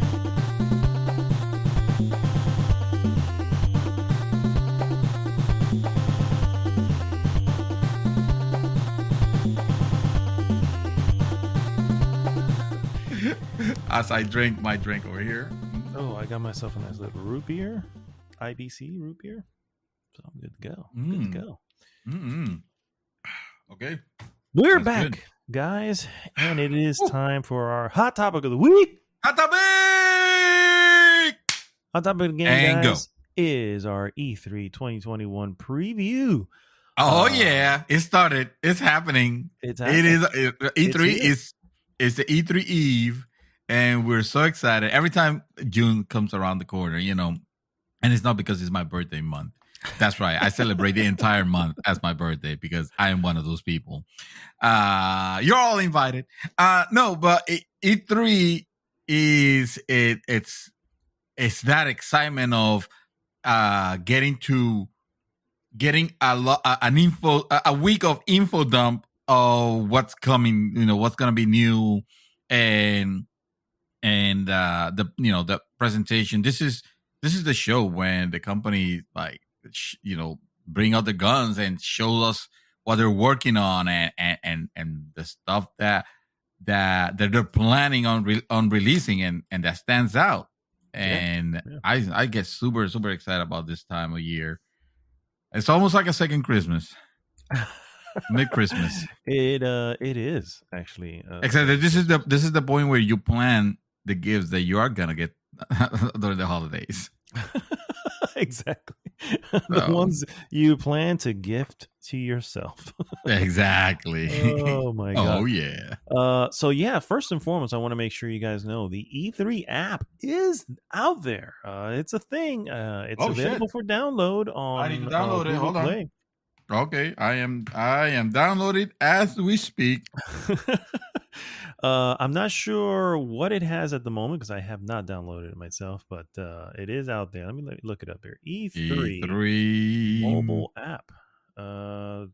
Is that it? No, here it is. Here it is. E3 mobile? And is that no? And it has apps, no. Ads, whatever. Oh, E3 app. Here we go. Core app. Okay, here we go. All right. We're downloading. We're getting it. We're having fun. Is this the official one? It looks so. Well, yeah, that's the official logo. That is the official logo. That's true. Yeah. Unless somebody stole it momentarily. Oh, it says downloading updates too. Damn, I just got it. What the hell? I don't know. This looks kind of iffy. There's an E3 countdown widget which also had the official E3 and logo, even though was developed by Jose Luis Garcia. This is 2019. What in the world? See, it looks so fake. He looks so fake. About E3 2019. This is sadness. This is coming off of my phone right now. You know what? Let's hold off on downloading until we make sure that we have an official link. Apparently, so never mind. It's they said it would be coming out a couple weeks before the event. So yeah, I was like, well, yeah, it's out there, and no, it's clearly not. Maybe it is by the time they hear this. What can you do? But anyway, so yeah, let's go ahead and start. What we're going to do is kind of go over or go through some of the events that will happen. Not really going to all of them because there's some smaller events, but definitely when we get to the major ones, the meat and potatoes of this event, we'll stop and talk about what we will be expecting. So first and foremost, first event actually will be available June 5th, which is the Saturday before the actual E3 event, and that is of course the Guerrilla Collective. I don't know if you watch any of those, but me personally, I have, and it's all about the indies, my friend. which is why I love them. It's an indie game showcase. It's called the Guerrilla Collective. Mostly indie, I should say. Mostly, not all indie, but mostly indie. That will be on June 5th at 11 a.m. Eastern Time. 8 a.m. Pacific, so get up really early if you're out on the West Coast. What day was it again? It is June 5th, Saturday, June 5th at 11 a.m. Eastern. That's right around the corner. Yeah. It's right around the corner. Yeah. Some developers, Raw Fury, Good Shepherd, Inner Sloth, Tiny Build. These are all indie devs. So I know probably a little more of these than you do, but that's fine. Either way, very excited for it. Then, of course, will Annapurna Interactive be there? I'm sure they will. Okay, there you go. And I know one indie. One too. Yeah, there you go. You know one indie. And so fast forward, we get to June 10th, which, if I'm not mistaken, that's actually the Thursday. Yeah, June 10th. That is the day the Summer Games Fest kicks off. That will be at 2 p.m. Eastern, 11 a.m. Pacific.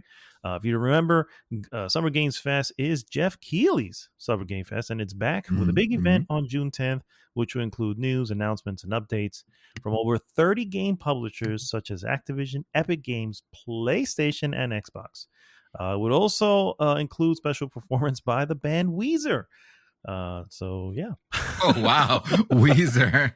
Yeah, I'm like, brings me back to 1995 and the release of Windows 95, which had a video that Buddy Holly was a song. You could just play on Windows 95. Yeah. Back when computers were amazing, when they could just display full motion video, that was like, oh my god.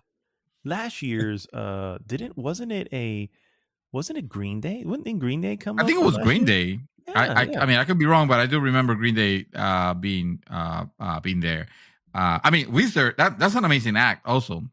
But no. fuck that, I'm there for the Green games. Oh yeah, well, it's always Green Day, of course. Yeah, but I'm there. I'm there for the game, and also, no, actually, I'm there for Jeff Keighley. He's a wonderful man. He is a man that I admire, and I can't wait to see what he's up to now. And then secondary, the games, of course, as it should be. Yes, this of course can be watched on YouTube. Actually, it's the only place to be able to watch that. By the way, going back to Guerrilla Collective, that can also be watched on YouTube and on Twitch. Okay. Moving on, then we have on June 12th itself, the day one, if you will, we go. Starting at 4 p.m. Eastern, 1 p.m. Pacific, the IGN Expo, which is part of IGN's summer gaming season, and will be IGN's entry into 2021 schedule. It will offer new game reveals, never before seen gameplay, and announcements to the roster. Obviously, this can be watched on YouTube, Twitch, and any of IGN's normal channels that they have. Okay. Moving on, part 2 of Guerrilla Collective at 11 a.m. Also on the 12th of June. Some more reveals and such and such. All right, now we get to the first of the meats and potatoes, and that is, of course, Ubisoft Forward. Yes, these are the ones that we want to talk about. Yes. We're going to stop and park here for a moment, if you will. Yeah. This will be 3 p.m. Eastern time. Ubisoft Forward is happening again, of course, this year in lieu of the E3 conference itself. So we already know about Far Cry 6 because yes, we do. Yes, we do. Sir, let's talk about that trailer real quick. What did you think about Far Cry 6 trailer? Because I'm excited. I really liked it. I'm not gonna lie. I really enjoyed what I saw. I am a little, as I mentioned earlier, I am a little bit cautious to feel that it's going to be anything meaningful, but at minimum, it looks beautiful and it looks like fun. Exactly. Yeah, you have Giancarlo Esposito, which is nothing to he's a terrifying villain. Yeah, he can. I mean, he's a great actor. He plays terrifying villains. That's what I meant to say. He does. It's a little scary, actually, very scary. What about yourself, sir? What did you think of it? So, caught you drinking. So I've never been. Yeah, no, caught me with an open container. I was with Far Cry. The thing is, I got burned with Far Cry 5. I did enjoy playing Far Cry 5. I didn't think it was the best or anything like that. But I expected more. Mm-hmm.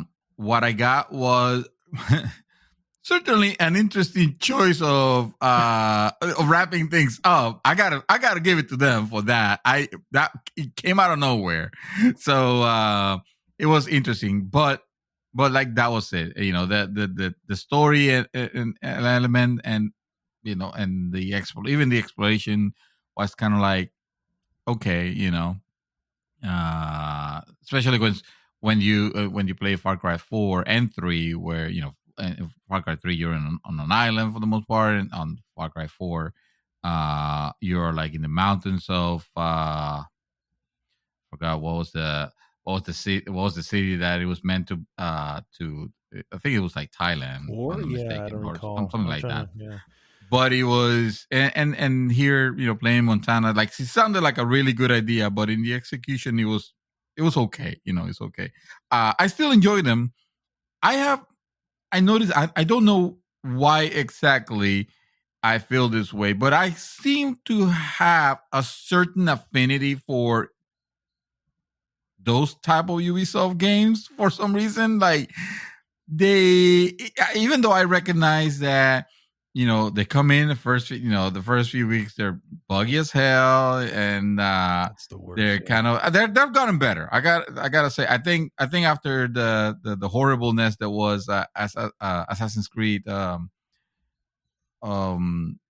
what was that? What was that one? Assassin's The one in Creed. England. In England. Yeah, I don't That show remember. the creepy faces and stuff like that. The ugly eyeball only Yes, faces. the floating eyeball, like really creepy stuff. Like, ever since then, and also with the Division 2, and I recognize that those games at first they don't give a good first impression because they played like the previous one. And they might add a little bit more extra stuff, but at the end of the day, you're still playing a sequel, and it's still kind of doing the same thing. But for some reason, they nailed the world, the world building, like I've mentioned before, in a way that I find them endearing and fun, and fun to play with. And Far Cry 5 was no different. I pushed through it, and I enjoyed what I received. I'm looking forward this one a lot.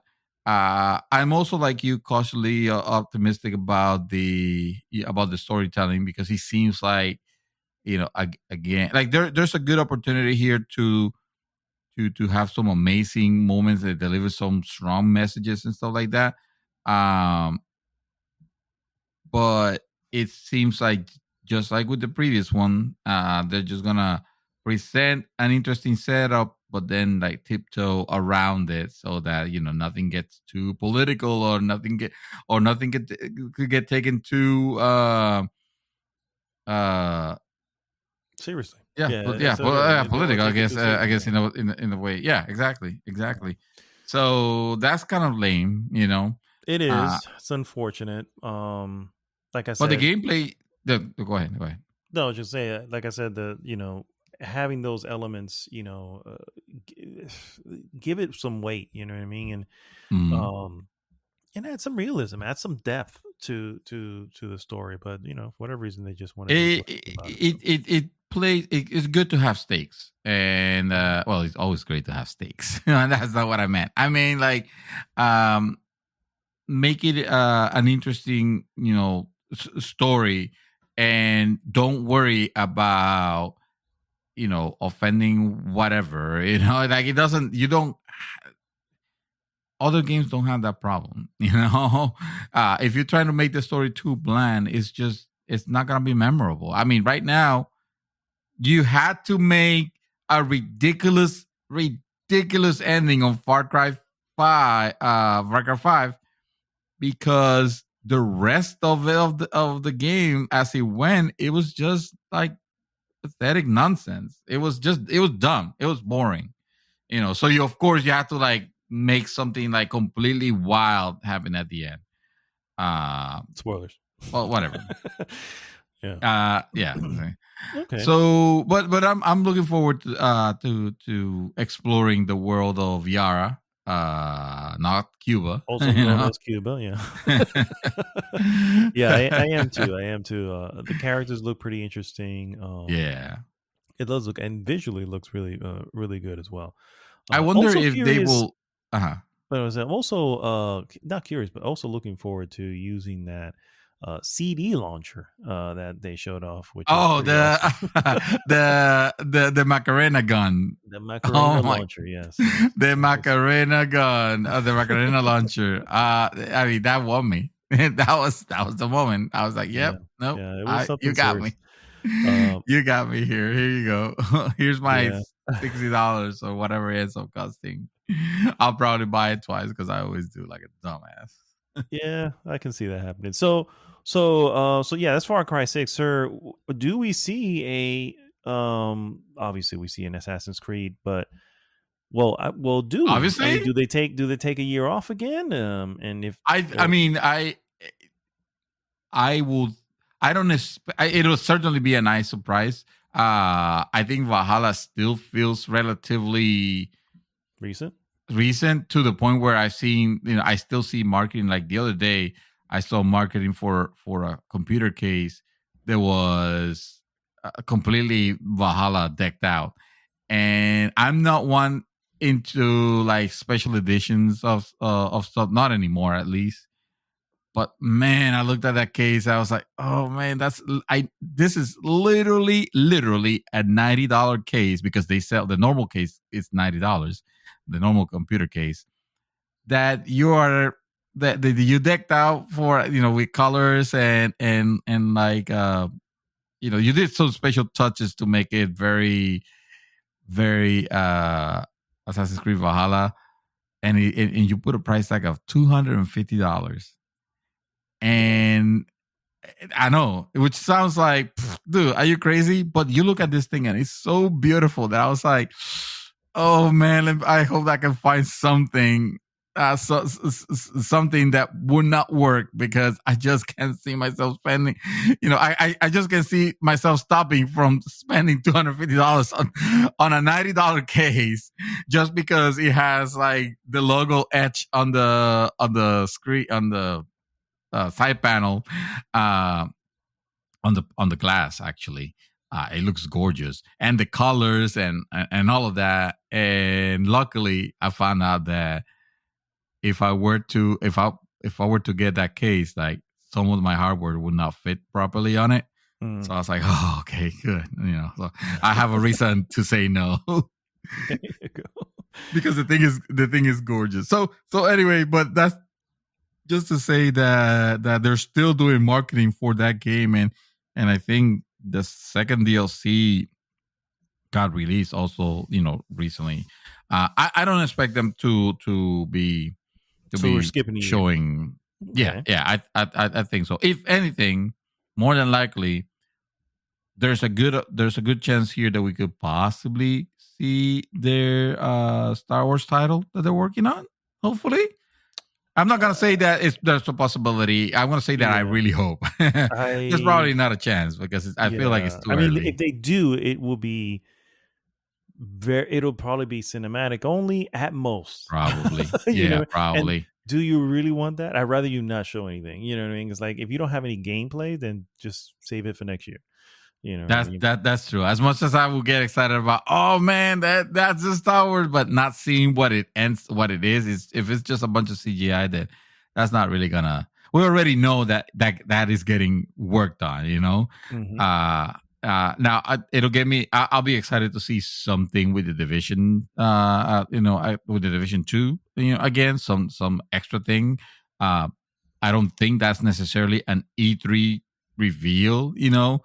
But they do it every year. Because I hope so. They have their ongoing series, and they always show something, new whatever, or maybe it'll be one of those crossover things, which they tend to do. But they pop up here and there. They'll be this minute and a half thing, that it does. Well, that's what it's probably. If it's probably something like that, then like I wouldn't necessarily consider that a big reveal. I'm talking about more like, oh, there's a new expansion coming for it. That would be really cool. I would love to see that. I can see them doing that. It's been long enough. What's the last expansion? Oh yeah. That Wars of New York, or whatever it was, of New York, which came out last year in 2020, March 2020. So yeah, I think I could see it being time. But I think they established that they want to, like, they have a Division like experience that they're gonna do free to play. They already talked about it. They were mentioning that. So we'll probably bring that up. That probably bring that exactly, and I'll be interested in seeing if it's not like something like stupid, because sometimes, like, Genshin Impact has demonstrated that you could actually have a meaty, game that is fun, that it is something attainable that you could play and have fun. Without necessarily that being caught in the trappings of free to play, but at the same time, it makes it very enticing to say, well, let me just spend $5 now, because $5 is nothing, and then maybe next week or next month, I like that. What is it, $10? Okay, well now you spend 15, and then the next time it's like, oh man, that's that. So that's what I'm a little bit cautious with free to play games. But they have demonstrated that they can be done and not necessarily be a pay to win. Yeah, but no, for sure. And we've known that for the longest, that it can be done if it's done right, for sure. But yeah, I'm generally not a fan of free to play. I'd rather just pay up front. Here you go, give me the full game. Let me move on. Unless you are making me pay for the full game, and then you're gonna treat the game that I just paid $60 or $70. You're gonna treat it like a free to play game. I would not be happy with that. No, that's not what I mean. But what I mean is everything comes with the price tag. Real quick, there are some missing in actions, if you will, from Ubisoft. So I just wanted to get your temperature check on whether we see these at the show. So I want to start with the oft delayed Skull and Bones. Do we? No. Which we know I think comes out next year. Do we see it? We haven't. I don't think we've seen anything from it. We don't see nothing. Nothing at all. Nothing at all. Dead in the water. Pun intended. Okay. Yeah. Yes. All right. So, and of course, let's move on to the other missing. Well, there's a also few. No. Beyond Good and Evil 2. Exactly. I know you're gonna say that, and nope. It's also no. We don't see anything of that. We don't see that. One's also gone. Okay. It doesn't happen. No. All right. So nothing for Beyond Good and Evil 2. So those two are dead in the water. What about Splinter Cell? No, there's no Splinter Cell being worked on. There's we can forget that fantasy. They're not bringing that back. So just let it go. It's time to heal. And finally, Prince of Persia. Do we see anything from them at all? These are all their IPs that they own, so but I don't think they're the priorities right now. So no, we don't see another Prince of Persia. I mean, a Prince of Persia game in the future, yes, maybe an announcement that they're working on. I would consider that. I'll consider that. All right. So probably Prince of. Okay, good stuff. I don't think we see Prince of Persia. I don't think we see Splinter Cell. I do think we see Skull and Bones. I don't think we see Beyond Good and Evil. I think Beyond Good and Evil was Beyond. Was a mistake. I said it, but then I was like, I don't think people remember the first game that well.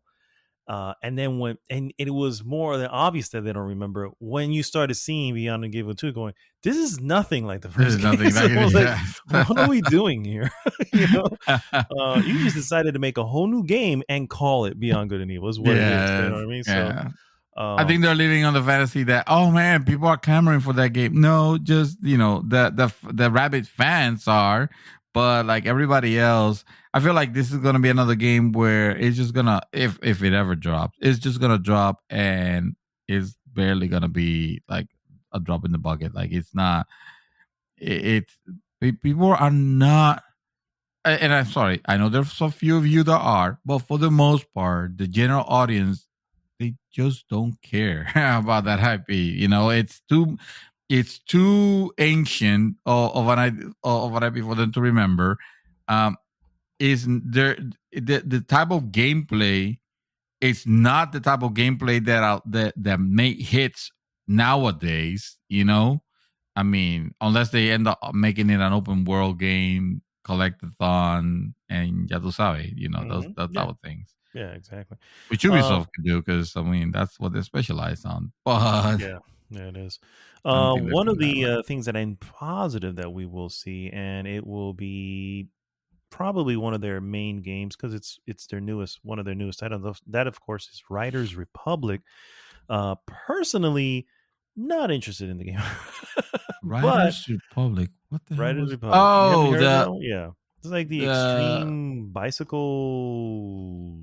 It's like 50 player racing game. Yeah, something like that. So yeah, it was not just bicycle. It looks like it could be snowboarding, it could be air gliding, it could be it's a massive multiplayer playground essentially with a bunch of different. I'm looking at an article because I have to look it up to remember what the hell was that. looking at an article from Polygon that says Ubisoft delays Riders Republic is massively multiplayer extreme sports game until February 25th. Oh, and it's May 30th. Oh yeah. Yeah, it's yeah, exactly. So that says it all. It's like, well, it got delayed, but we don't know till when. Indefinitely at this point, but pretty sure we'll have an update for that one on the show as well. Also, they have that racing game that nobody's playing because it wasn't a good racing game. The Crew, yeah. Remember that? It's the Crew too. You think we see another Crew? I don't think so. That was Riders Republic going. I was just thinking like, isn't Riders Republic just kind of like that, but with extreme sports? And like, look how the Crew ended up doing. There's also a small following from the what was their ice skiing game, snow skiing. They have a nice. Oh, Steep. They had Steep, they had a small following from Steep, so I'm wondering if they're trying to build off of that into this. When was the last time that we heard about Steep? It became free on PlayStation Plus, which immediately gives you an audience, believe it or not. Boost, so who knows if they're trying to get some people over from that. So they have access to know the numbers who's playing it. So why else move on to this? They have to give it free. Yeah. Yeah. All right. Any final thoughts on Ubisoft 4 before we move forward? No, I really hope that they actually do show something Star Wars related. I'll be interested in seeing what they're working on. But I am very excited about. It'll be good, but I think it's too soon for the Star Wars thing. But it would be cool if they did. Yeah, it'll be good. Yeah, I think I'm still okay with. And of course, they're gonna show the Rainbow Siege whatever, and they're gonna show stuff like that because those titles are still making them mad money. Well, I think they're doing Rainbow Six Quarantine. Is the newest one, if I'm not mistaken. Oh, okay. Is that gonna be like its own thing, or just an addition to Rainbow Six? Maybe it's an expansion. Probably. Yeah. I think that's the last thing I remember hearing. Yeah. Still, Far Cry 6 right now. I feel like that's gonna be their flagship for the presentation, unless they surprise us with something else. Possibly. Well, we can only hope. All right. So yeah, Ubisoft can be seen, of course, on their website, and of course YouTube and Twitch channels. Moving on, that's for February 12th. Hear me, June 12th. For June 13th, we have the Xbox and Bethesda Games Showcase. That is starting at 1 p.m. Eastern. Microsoft and Bethesda is delivering a 90-minute showcase that is packed with, quote, everything you want to know about the epic gaming lineup coming out of this partnership. The incredible games coming to Xbox this holiday, upcoming game releases to Game Pass, and more. The teaser image itself, which you can check out online, suggests that Halo Infinite and Starfield are going to dominate the showcase, along with some other unannounced titles. This, of course, I think I heard some confirmation that we might see Halo Infinite's multiplayer game. We can only hope that they plan to release it this year. So we would hope true. Yeah. All right, sir. Let's dig in deep here. What you expecting? What's your number one thing you want out of Microsoft? Well, I mean, I don't know what will be the number one. The number one will be surprise me with something that I haven't seen, because I already know that Halo Infinite it's happening. I want to see what you have done to that, sure, but at the end of the day, it's still more Halo, and I've seen many Halos already. I know that. I'm excited for what Bethesda has to show, because I feel like this is the E3 where they could be starting to seriously talk about Starfield. That this is the moment. This is the moment to start showing something about it. even if it ends up being a disappointing CGI trailer, that'll suck. But give us something, give me something. I do want, as opposed to all the ones where I don't care to watch CG. I guess I don't care to watch CG on Starfield either, but I want to see it mentioned. I don't want to pass another year where we know absolutely nothing. Because right now, the only news that we have heard about that game hasn't been great, which is, the fact that the possibility of it becoming an exclusive it is. for Xbox. Yeah, I was gonna say it is. It's I'm like pretty sure it is. At this point, we can almost count with almost everything, if not everything, that hasn't already been announced. They said it actually, right? Yeah, they said it. So what am I saying? They did say that, hey, everything, anything that hasn't already been contractually agreed to be multi-platform is exclusive. So yeah, I want to see if that is a game that will have me interested in, like, okay. They might have people interested in, okay. So suddenly, I will consider getting an Xbox. Not me, because if it's coming, it's gonna come on PC also. So, but yeah, that's true. As far as Starfield goes, we know that this is Bethesda game studio itself that's developing this game, right? So we also know that, or I guess I should say, how close is this to how close do you think this would end up being to the game The Outer Worlds? like do we see Starfield and then go, this kind of looks like The Outer Worlds? If it ends up being that, like, this cannot be that. If it's just gonna be another one of those, then fuck it, I'm not interested. Just call me when it's done and I'll check the reviews first before I get it, because I don't want another Fallout reskin or another Elder Scroll reskin is what I should call it, because at the end of the day, that's what I ended up, even as much as I enjoy. Yeah, that's what Fallout became. That's what Fallout became. Yeah, exactly. Yeah, exactly. And I don't want another one of those. No, this will have to be something like very, very different to the to that. I don't want to play the outer world again, because we have already played that. We already had that, and it was very well executed. So we don't need Bethesda to go say, hey, let's make that game now, but we're gonna go to Starfield. Yeah, I just hope that Bethesda Game Studios took the time to understand that they need a new engine.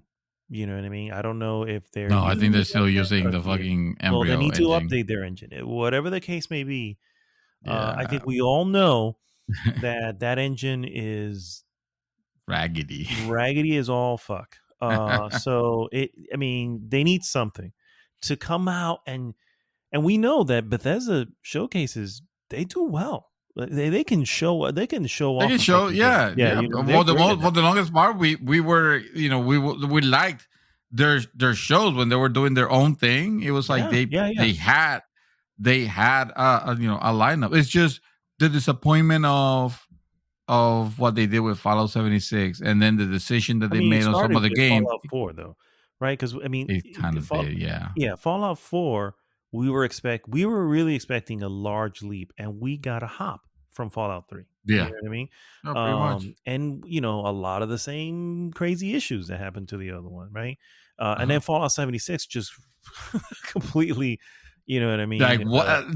I left feel like, what the fuck is this? Like, this idea is nonsense. And my understanding is that they have worked on that game to the point where it is now something that might be worth visiting, but at this point in time, like, who cares to go back to it after it? It's like, I don't. The window has closed. Yeah, the window has closed. Yeah, exactly. Go ahead. So yeah, aside from that, I can't tell you, like, unfortunately. I personally like Forza Horizon, and I want to see the next Forza Horizon. Obviously, you will, yes. believe me.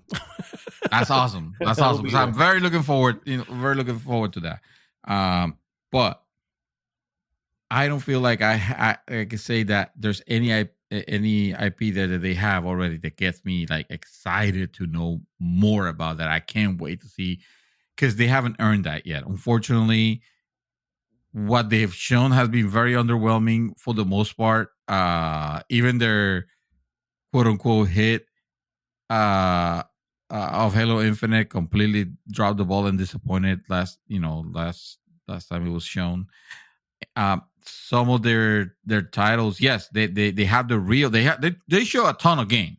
Don't get me wrong, and this is what I'm excited about their showing. They have half an hour and a half. You said 90 minutes, right? Yeah, they have you could bet that they're gonna fill that hour and a half with games. Like they're long past the touting numbers and talking about crap, or having a developer talking for way too long. They usually just go like boom, boom, boom, boom, boom, boom.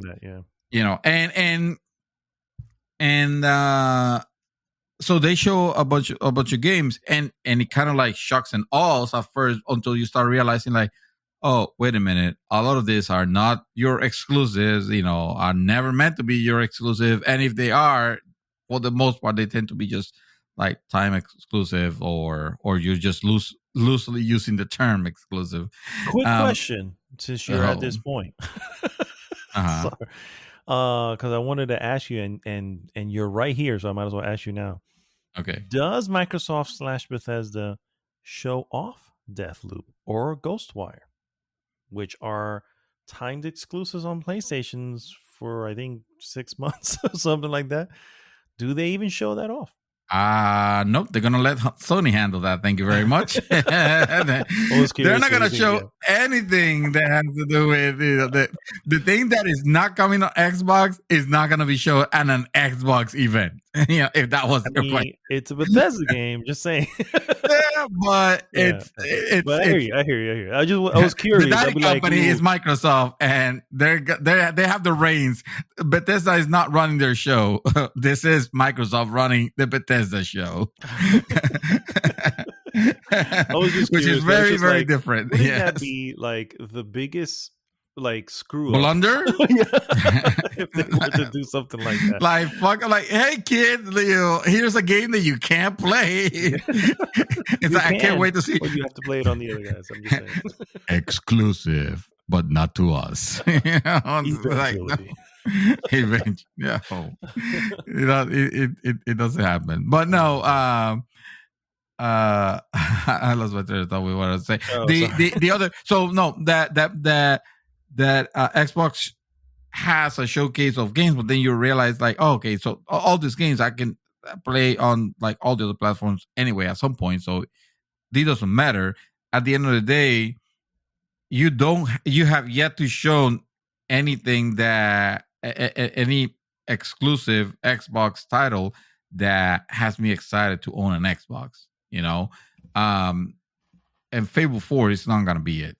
Okay. I don't want to play Fable 4. I'm sorry. It's not. I have a few here that I want to see. I want to test or get your temperature. Okay. Yeah. Okay. That'll be good. That'll be good. So, first and foremost, Hellblade 2. Hellblade 2 is a sequel of. Yeah. I'm interested in that, but I'm not salivating like, oh my God, this is like fucking Horizon Zero Dawn or Horizon. Follow me to the West, Forbidden West. Yes, to the West. Yes, exactly. Nice. Whatever the hell it's called. What about the Perfect Dark reboot, which they did show off a little bit? That was a real thing. I thought I was having a bad dream. So that's a real thing. Oh, okay. Yeah. No, I mean, the last Perfect Dark was the title that came out on the first what do you call the first one of the first games that came out for Xbox 360? And that game was awful. That game was terrible. I was playing fucking Black on PS2. Was it Perfect Dark Zero? I think. Perfect Dark Zero. Yes, it was Perfect Dark Zero. Yeah, that game was terrible. I was playing, Black. on previous generation console, and that game looked amazing. And then I started playing, Perfect Dark Zero on my brand new Xbox 360, and I was like, is this the next gen? Like, is this meant to be the next gen? This shooter is stiff as fuck, and everything feels terrible. It's just more colorful, but not in a good way. Whether I was playing black and everything looks so realistic, those graphics still hold up today, I would say. Well, they did show off they had an announcement trailer at the end of last year. I think it was the Game Awards, and it is happening. There's a new Perfect Dark. That's why I wasn't sure. I was imagining it, but okay. No, that's a real thing. All right. Well, it'll have to be a hell of a time. It'll have to have a hell of a showing to turn my needle, because right now I'm like, that's not how you win. Maybe this one will do it. From Obsidian, which of course is now owned by them. They showed off the first trailer, I think last year, of Avowed, which looks very Elder Scrolls-ish. Like their own version of Elder Scrolls, probably a little bit better because this is Obsidian. Yeah. What's your temperature on that one? I'm sure we'll see something. When I say I want to see new stuff, this is what I mean. This is what I'm talking about. This is an example of it. Okay. This is an example of it, and they can, and they have the power. This is an exclusive. Also, this is what they need to showcase.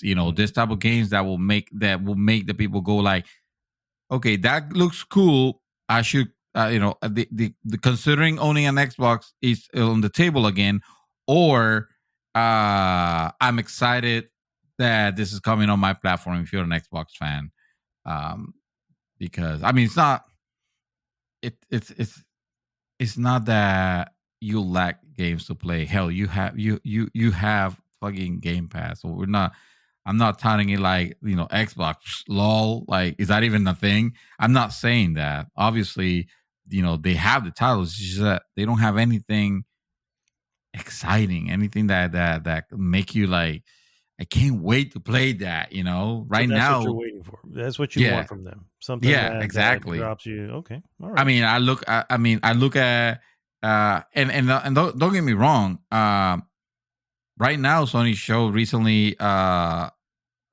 Horizon Forbidden West, and that trailer is what sold me, because at first I was like, I need to see this. I know it's a good IP, but it was not like the most important IP that I cared about, at least compared to others. I play Horizon Zero Dawn. I liked it. I really liked it, but I didn't, it didn't blow my mind.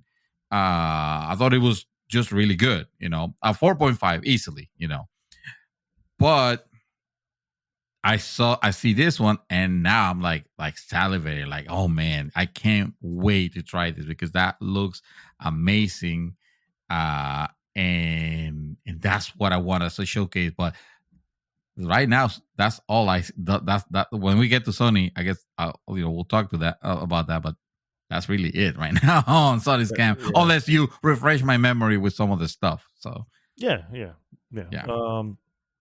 All right. Well, those are the only questions well, that's not true. Excuse me. I have one last one for the Microsoft Bethesda one.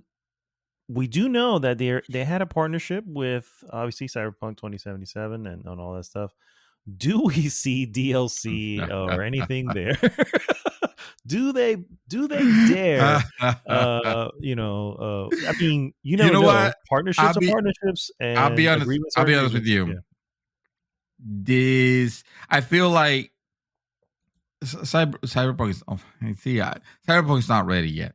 It's not gonna be ready for another year. Sorry, guys, but this is not the time to be playing this game, and it's probably gonna take another year before this game gets any better.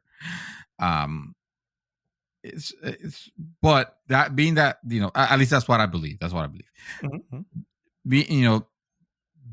Being that, as I'm saying it, if they were to suddenly showcase a lot of improvement to it, something that comes as, we listen to, we have heard the community, that almost sounds like an apology, but also like here's what Another we're working on, because, and another one, hold the many.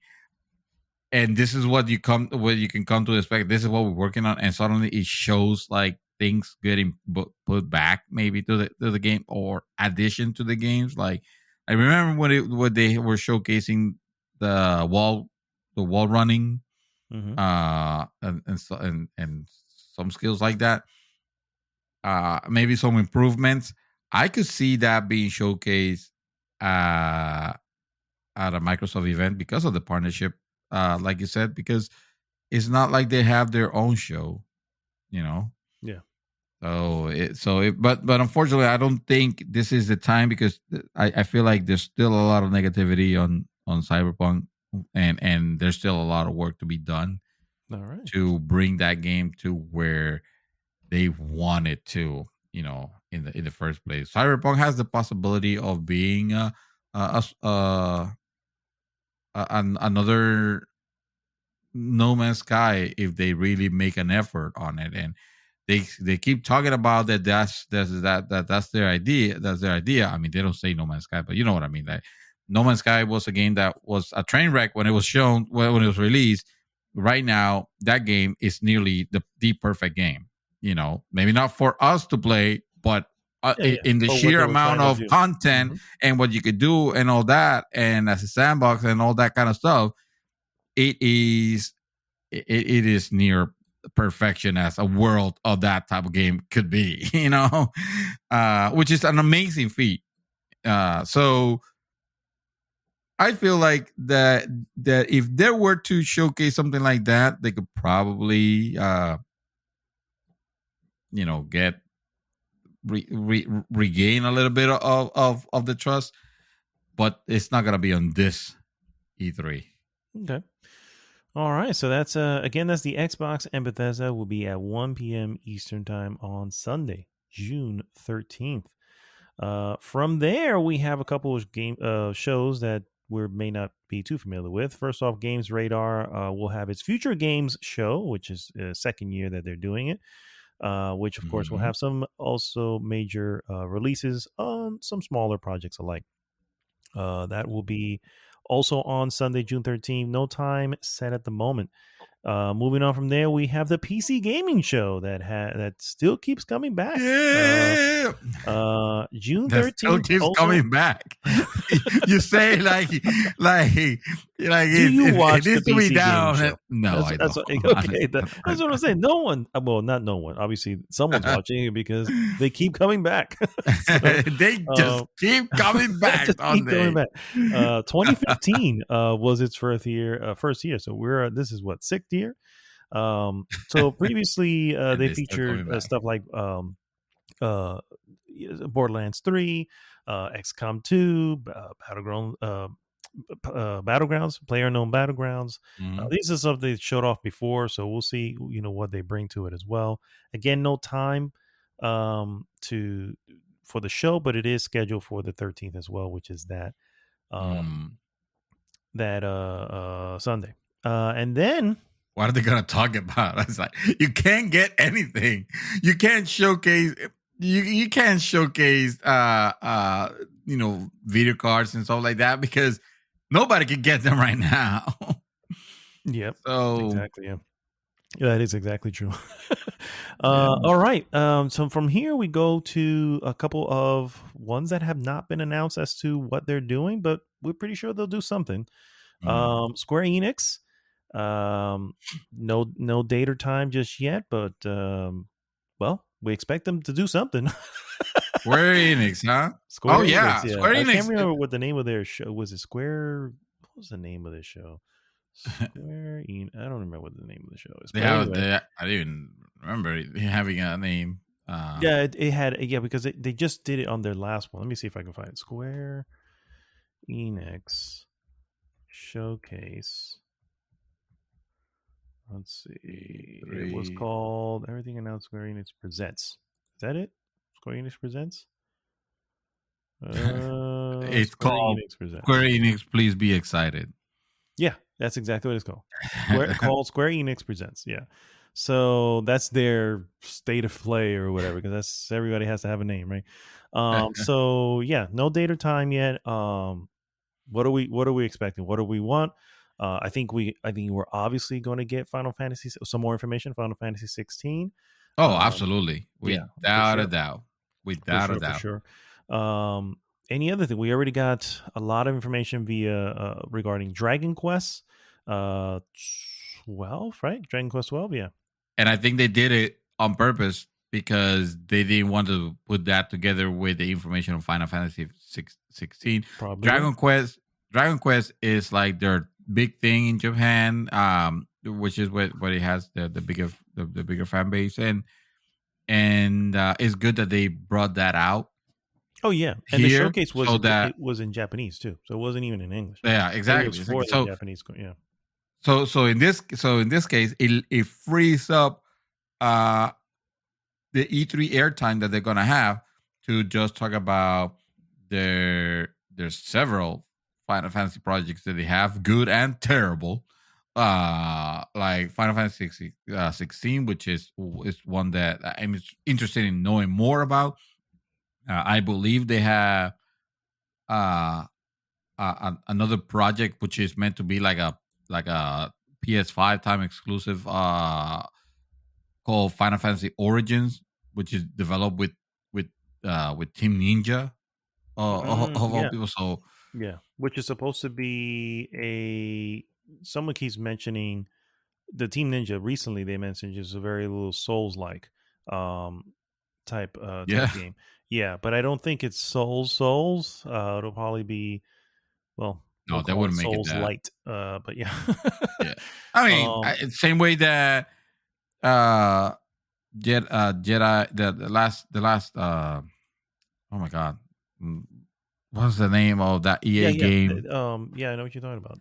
My god, bro, we're horrible at this, aren't we? The Jedi game that came out, the Star Wars Jedi Master Fallen Order, yeah. Fallen Order, exactly. That was a game that was almost considered like very light in the soul-ishness of it. Exactly, yeah. But so I expect something like that, which would be interesting considering that's not your normal Final Fantasy. So, yeah. Oh, exactly. Yeah. That'll be good. That'll be good to see. Yeah, Final Fantasy 7 Ever Crisis was the other one that they showed off. Oh God, is that the mobile? That's the mobile. Yep. Yeah, they're probably gonna show that. They sure are. They are. But yeah, I mean, I'm not really sure what else they can possibly have. They just recently released Outriders, Near Replicant. We know that those are theirs. So I'm actually just curious to see some surprises from them. Really, see what. I mean, they still handled the Life is Strange. Yes, which they just showed off True Colors. Yep, but just the most. There you go. So yeah, we could see more of that. We could probably even see. I mean, it's kind of long overdue to have to show a new Tomb Raider game, right? Oh, I think I want to say I remember hearing Tomb Raider's kind of. Well, I don't know. I take that back because it's the anniversary. So we may see more stuff from her. I thought they were putting. I don't know. I don't think they're going to make a new game, but I think they were doing a collection of the 1, 2, and 3, if I remember correctly. And it's that's not an E3 reveal though. Yeah, it's her anniversary. I think it's like 25th anniversary, something like that, for the series. If I remember correctly, but it's that year, so they have to do something. But I don't know if they're going to do. They could tease at least a teaser. I'll be okay with a teaser thing. Drop a title or something. But yeah, I think you're right. I think it's too soon for them to showcase anything here. And then they already have, with the games that they have announced already, it's enough of a strong lineup to carry them to next year. So they don't really need to drop the talk about Final Fantasy 7 remake. I was just gonna say, I would love to know more. Right? I mean, Integrate doesn't come out until July, right? Right. So, and we don't need to know more about that because, I mean, that's already been discussed.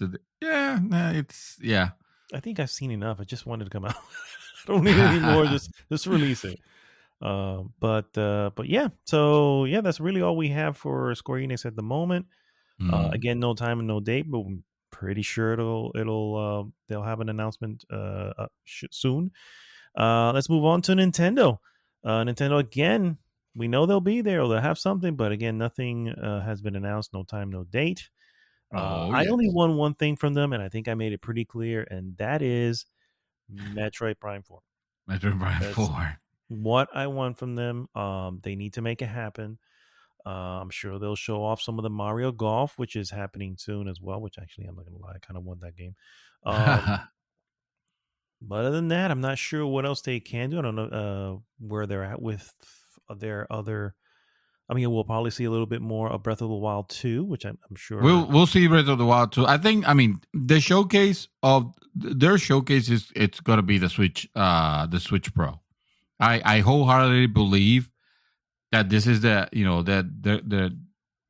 show that actually I take it back. They will probably hear about the Switch Pro before their E3. They have the spotlight at E3, because that seems to be the MO that they have done over the year with when releasing like important information like that. Mm-hmm. That has to do with hardware, exactly. Even when remember the Wii, when they announced the naming of the Wii before E3, just so that when you hear it on E3, we could get used to it. And of course, we never really got used to it. But yeah, I think they show the Switch Pro, and then at E3 they get to showcase the capabilities of it with games, because it at least will give enough time for developers to, well, maybe not alter anything in particular, but at least it gives them time to be able to freely talk about, oh, by the way, the pro version of the game, has this and this and this, whereas if they don't say anything about the Nintendo, the Pro, if they just keep it secretive all this time, then the developers are not going to know, like, should we talk about this? Because they know, right? Mm-hmm. All the developers already know. They just don't know that they should be talking about it. Yeah, exactly. So I'll be looking forward to see what that is about. And yes, I do want to hear more about Metroid Prime 4. Okay, I really want to. Or hear something about, I should say, about Metroid Prime 4. I personally don't care much about Breath of the Wild 2, not because Breath of the Wild is, again, a terrible game or anything like that. It's just, hey, Breath of the Wild is enough of a game. Like maybe your weapons don't break that often. True. Or maybe at all. Break at all. Yeah. There's a concept, right? That's a concept. Maybe that would be something that they. Maybe you have to take care of your swords, but they're not made of paper mache and or wet paper mache. You don't have to worry about that. Yeah. So, and then of course, other slew of titles. Bayonetta. I need to know what Bayonetta 3 is. At this point, I think this is a perfect time to show that off. Yeah, I hate the fact that every preview of here's what to expect from Nintendo E3 2021 like neglects to mention anything about Bayonetta 3. Like, we have completely forgotten about it. And no, damn it, I want my Bayonetta 3. I haven't forgotten about it. It's not my thing. So I'm happy for you though that you'll have a new one. You should have stuck to that game, by the way. You gave up. Literally still downloaded, bro. I have not given up on it. To go back to it and continue. I think I need to be in the right mindset. I think I was taken aback by what I got, and I was like, okay, this is what was not what I was expecting. And now that I didn't want it now. So I was like, let's just hold off for a second. We'll come back and Started from the we'll beginning regroup and and come back. Yeah, there you go. There you go. So yeah, so you also again, have to play the second one. because it has to go that one. So Nintendo, again, no date or time, but we more than positive that they'll be there. All right, and then of course Sony as well, not really part of E3, but I'm pretty sure they'll have something E3 adjacent. Are they saying that they're not part of E3? Yeah, no, they're not part of E3. Yeah, they've said they're not doing anything with E3.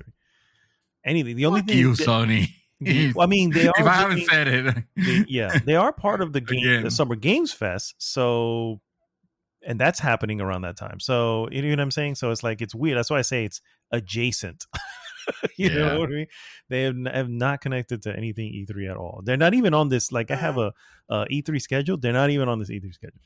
Maybe that's a telltale that they just really don't have anything to announce. So they already showed off. They already showed off. Fucking hell, Forbidden West. Forbidden West. Which we knew that's coming.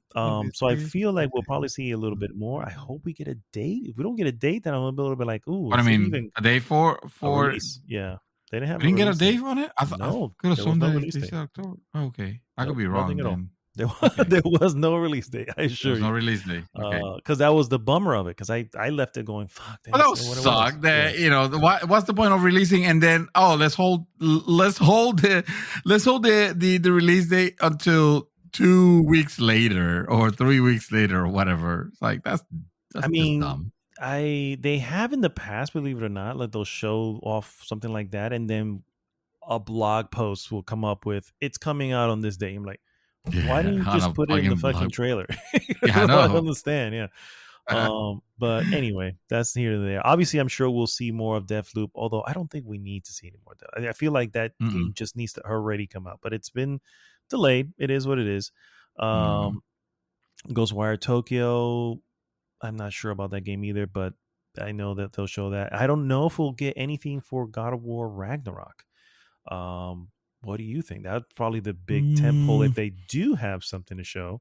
I feel when Sony says they're not having an event, they're probably like hedging their. They know that. We really don't have anything here to make us a strong show, like a show showing. Yeah. And that makes sense. They discovered that they could get away with it. They could get away with not having a show. Yeah. So and then do something. Why spend the money after? Yeah, exactly. So yeah, and PlayStation is still, selling ridiculously well. So I don't think they need to necessarily, pump the accelerator on their marketing department. They're okay with not having an E3, and they're okay with, hey, we're working on projects. We know that that the titles that you want to hear more about, we're just not ready to showcase them right now. Yeah. And that's that's fine. I'm curious at some point for them to just give me some more information on Kena. Bridge of Spirits, which was such a beautiful game. Yes, definitely want that at least at some point. Summer Games Fest, make it happen there. I'm fine with it. You know what I mean? Whatever the case may be. All right, so yeah, we don't have much on that again because they'll be adjacent somehow. EA Play, believe it or not, is not. I mean, not technically part of E3 either. This EA Play is not actually happening until July 22nd. So for whatever reason, don't know if you want to even touch base on it. But they're technically not part of E3 either. So they're not part of E3. We can always talk about that as we get to it. Anything to do with them then if they're not part of it. Yeah, they just said, the hell with this, guys, we're out. I want to say, the hell with you. No. Yeah. So I have a couple of.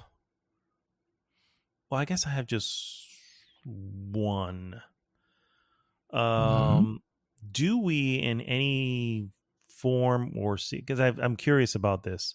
Do we, in any form, see anything regarding the new BioShock, which we know it's happening, or even better, the new Ken Levine game, which is not BioShock. And I'm curious if we see that at all in any of these things. What do you think? At all? Probably not. I'm probably leaning more towards not at this point, but yeah. You know what? It'll be a nice. Let me put it on my list of predictions which we always have every year. We're gonna definitely have them this year also, but like it'll be interesting to put on our prediction bingo card. But as a wild guess, more than very very wild, wild guess, very out there. Okay. Remember that time that I had that ridiculous wild guess about Fallout 76 getting NPCs? I nailed it. Yeah, you did.